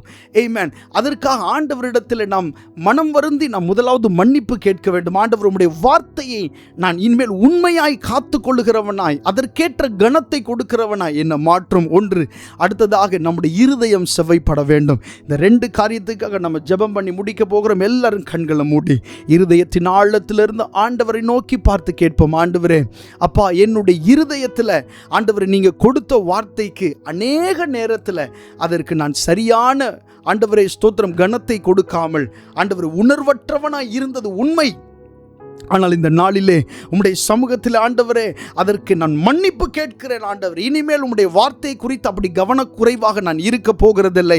எல்லாரும் கேட்கிறீங்களா? கண்களை மூடி இருதயத்தின் ஆழத்தில் இருந்தப்பா ஆண்டவர், உம்முடைய வார்த்தைக்குரிய அந்த கனத்தை, அந்த மரியாதையை நான் கொடுத்து ஆண்டவரே ஸ்தோத்திரமுடைய வார்த்தையின்படி நான் வாழுகிறதற்கு, அதை என்னுடைய நல்ல இருதயத்தில் நான் வைத்துக் கொள்வதற்கு தேவன் எனக்கு உதவி செய்யும்படியாக ஆண்டவரே ஸ்தோத்திரம் நான் ஜெபிக்கிறேன் என்று எல்லாரும் வாய்களை திறந்து சொல்லுவோம். அது மட்டுமல்ல, இருதயத்திலே நல்ல இருதயமாய் இருக்க வேண்டும். நம்முடைய இருதயம் செவ்வைப்பட்ட ஒரு இருதயமாய் இருக்கணும். கற்பாறையான இருதயமாய் இருந்துடக்கூடாது, கல்லான இருதயமாய் இருந்துடக்கூடாது. ஆமென். கடினமான இருதயமாய் இருந்துடக்கூடாது, முள்ளான இருதயமாய் இருந்துடக்கூடாது. அது நல்ல இருதயமாய் இருக்கணும். கரங்கள் உயர்த்தி சொல்லும், ஆண்டவரே என்னுடைய இருதயம் நல்ல இருதயமாய் இருக்கணும். தேவனுடைய வசனம், விதையாகிய தேவனுடைய வசனம் என்னுடைய இருதயத்தில் ஆண்டவரை விழுந்து அது வளருகிறதற்கேற்ற, கனி கொடுக்கிறதற்கேற்ற, பலன் செய்கிறதற்கேற்ற ஒரு நல்ல இருதயமாக என்னுடைய இருதயத்தை மாற்றும். கரங்களை உயர்த்தி கர்த்தரை ஸ்தோத்திரம் பண்ணுவோம். ஹல்லேலூயா. நன்றி அப்பா, நன்றி செலுத்துகிறோம் ஆண்டவர். உமக்கே நாங்கள் மகிமை செலுத்துகிறோம். ஜெபித்து முடிக்கலாம். நல்ல ஆண்டவரை நன்றி செலுத்துகிறோம். அருமையான ஆராதனை வேளையில் உம்முடைய வார்த்தைகளை நாங்கள் தியானிக்கிறதற்கு நீர் எங்களுக்கு கொடுத்த நல்ல ஆண்டவர் ஸ்தோத்திரம் சிலாக்கியத்திற்காக நன்றி செலுத்துகிறோம். ஆண்டவர், ஏன் கர்த்தருடைய வார்த்தையினுடைய வாழ்க்கையில் கிரியை செய்யவில்லை என்கிற என்கிறதை குறித்து தியானிப்பதற்கு நீர் ஆண்டவரை பாராட்டின உம்முடைய தயவுக்காக நன்றி. நிறைய காரியங்களை குறித்து எங்களோடு நீர் பேசி இருக்கிறீர் ஆண்டவரே. ஸ்தோத்திரம் அப்பா. வருகிற நாட்களில் இந்த குறைவுகள் எல்லாம் சரி செய்து கொள்ள ஆண்டவரே உமக்கு முன்பாக உண்மையாய் நடந்து கொள்ள தேவன் உதவி செய்யும்படியாக ஆண்டவரே நாங்கள் ஜெபிக்கிறோம். எங்களுக்கு அந்த கிருபையை தாரும். உம்முடைய வார்த்தை கேட்ட அந்த கனத்தையும் அந்த மரியாதையும் ஆண்டவரே ஸ்தோத்திரம் கொடுக்கிறதற்கு எங்களுக்கு உதவி செய்யும். எங்களுடைய இருதய ஆண்டவரை நாங்கள் செவ்வையாய் காத்துக்கொள்ள எங்களுக்கு உதவி செய்யும். ஆண்டவரே உம்முடைய வசனத்தை காத்துக்கொள்ள எங்களுக்கு உதவி செய்ய வேண்டுமாய் நாங்கள் ஜெபம் பண்ணுகிறோம். ஆண்டவரே இந்த ஆராதனையில் கலந்து கொண்ட ஆண்டவரே ஸ்தோத்திரம் ஒவ்வொருவருக்காக நான் ஜெபிக்கிறேன். எல்லாரையும் நீர் ஆசீர்வதியும். யாரிடத்திலெல்லாம் நீர் பேசி இருக்கிறீரோ அவர்களுக்காக எல்லாருக்காகவும் நான் ஜெபம் பண்ணுகிறேன் அப்பா. ஆண்டவரே ஸ்தோத்திரம் வருகிற நாட்களை தங்களுடைய இருதயத்திலே ஆண்டவரே ஸ்தோத்திரம் அந்த விதையை காத்துக்கொள்ள, வசனத்தை காத்துக்கொள்ள தேவன் அவர்களுக்கு உதவி செய்வீராக. விசேஷமாக இந்த எல்லை பட்டணத்திற்காக ஜெபிக்கிறேன். நீங்க வாழ்ந்து கொண்டிருக்கிற தமிழ் ஜனங்களுக்காக நன்றி அப்பா. ஸ்தோத்திரம் ஆண்டவரை. இவர்கள் அப்பா ஆண்டவரை ஸ்தோத்திரம் உம்மை அறிந்து கொள்ள, உம்முடைய நாமத்தை அறிந்து கொள்ள, பரலோக ராஜ்யத்திற்குரியவர்களாய் மாற தேவன் ஆண்டவரை அவர்களுக்கு உதவி செய்ய வேண்டுமாய் நான் ஜெபம் பண்ணுகிறேன். ஆண்டவரே அப்பா ரட்சிப்பு கர்த்தருடையது என்று சொல்லப்பட்டிருக்கிறது. இந்த எல்லை பட்டணத்தில் வாழ்ந்து கொண்டிருக்கிற தமிழ் ஜனங்களுக்காக ஜெபிக்கிறோம் அப்பா. அவர்களுமே அறிந்து கொள்கிறதற்கான சூழ்நிலைகளை தேவனீர் அவர்களுக்கு ஏற்படுத்தி கொடுப்பீராக. இந்த ஆராதனை ஆண்டவரை துவக்கம் முதல் இதுவரைக்கும் ஆசீர்வதித்து தந்ததற்காக நன்றி ஆண்டவர். இதில் கலந்து கொண்ட இணைந்த ஒவ்வொரு பிள்ளைகளையும் ஆசீர்வதியும் பலப்படுத்தும். இயேசுவின் நாமத்தில் கேட்கிறோம் நல்ல பிதாவே. ஆமென், ஆமென். God bless you. கர்த்தர் உங்களை ஆசீர்வதிப்பார். ஆமென்.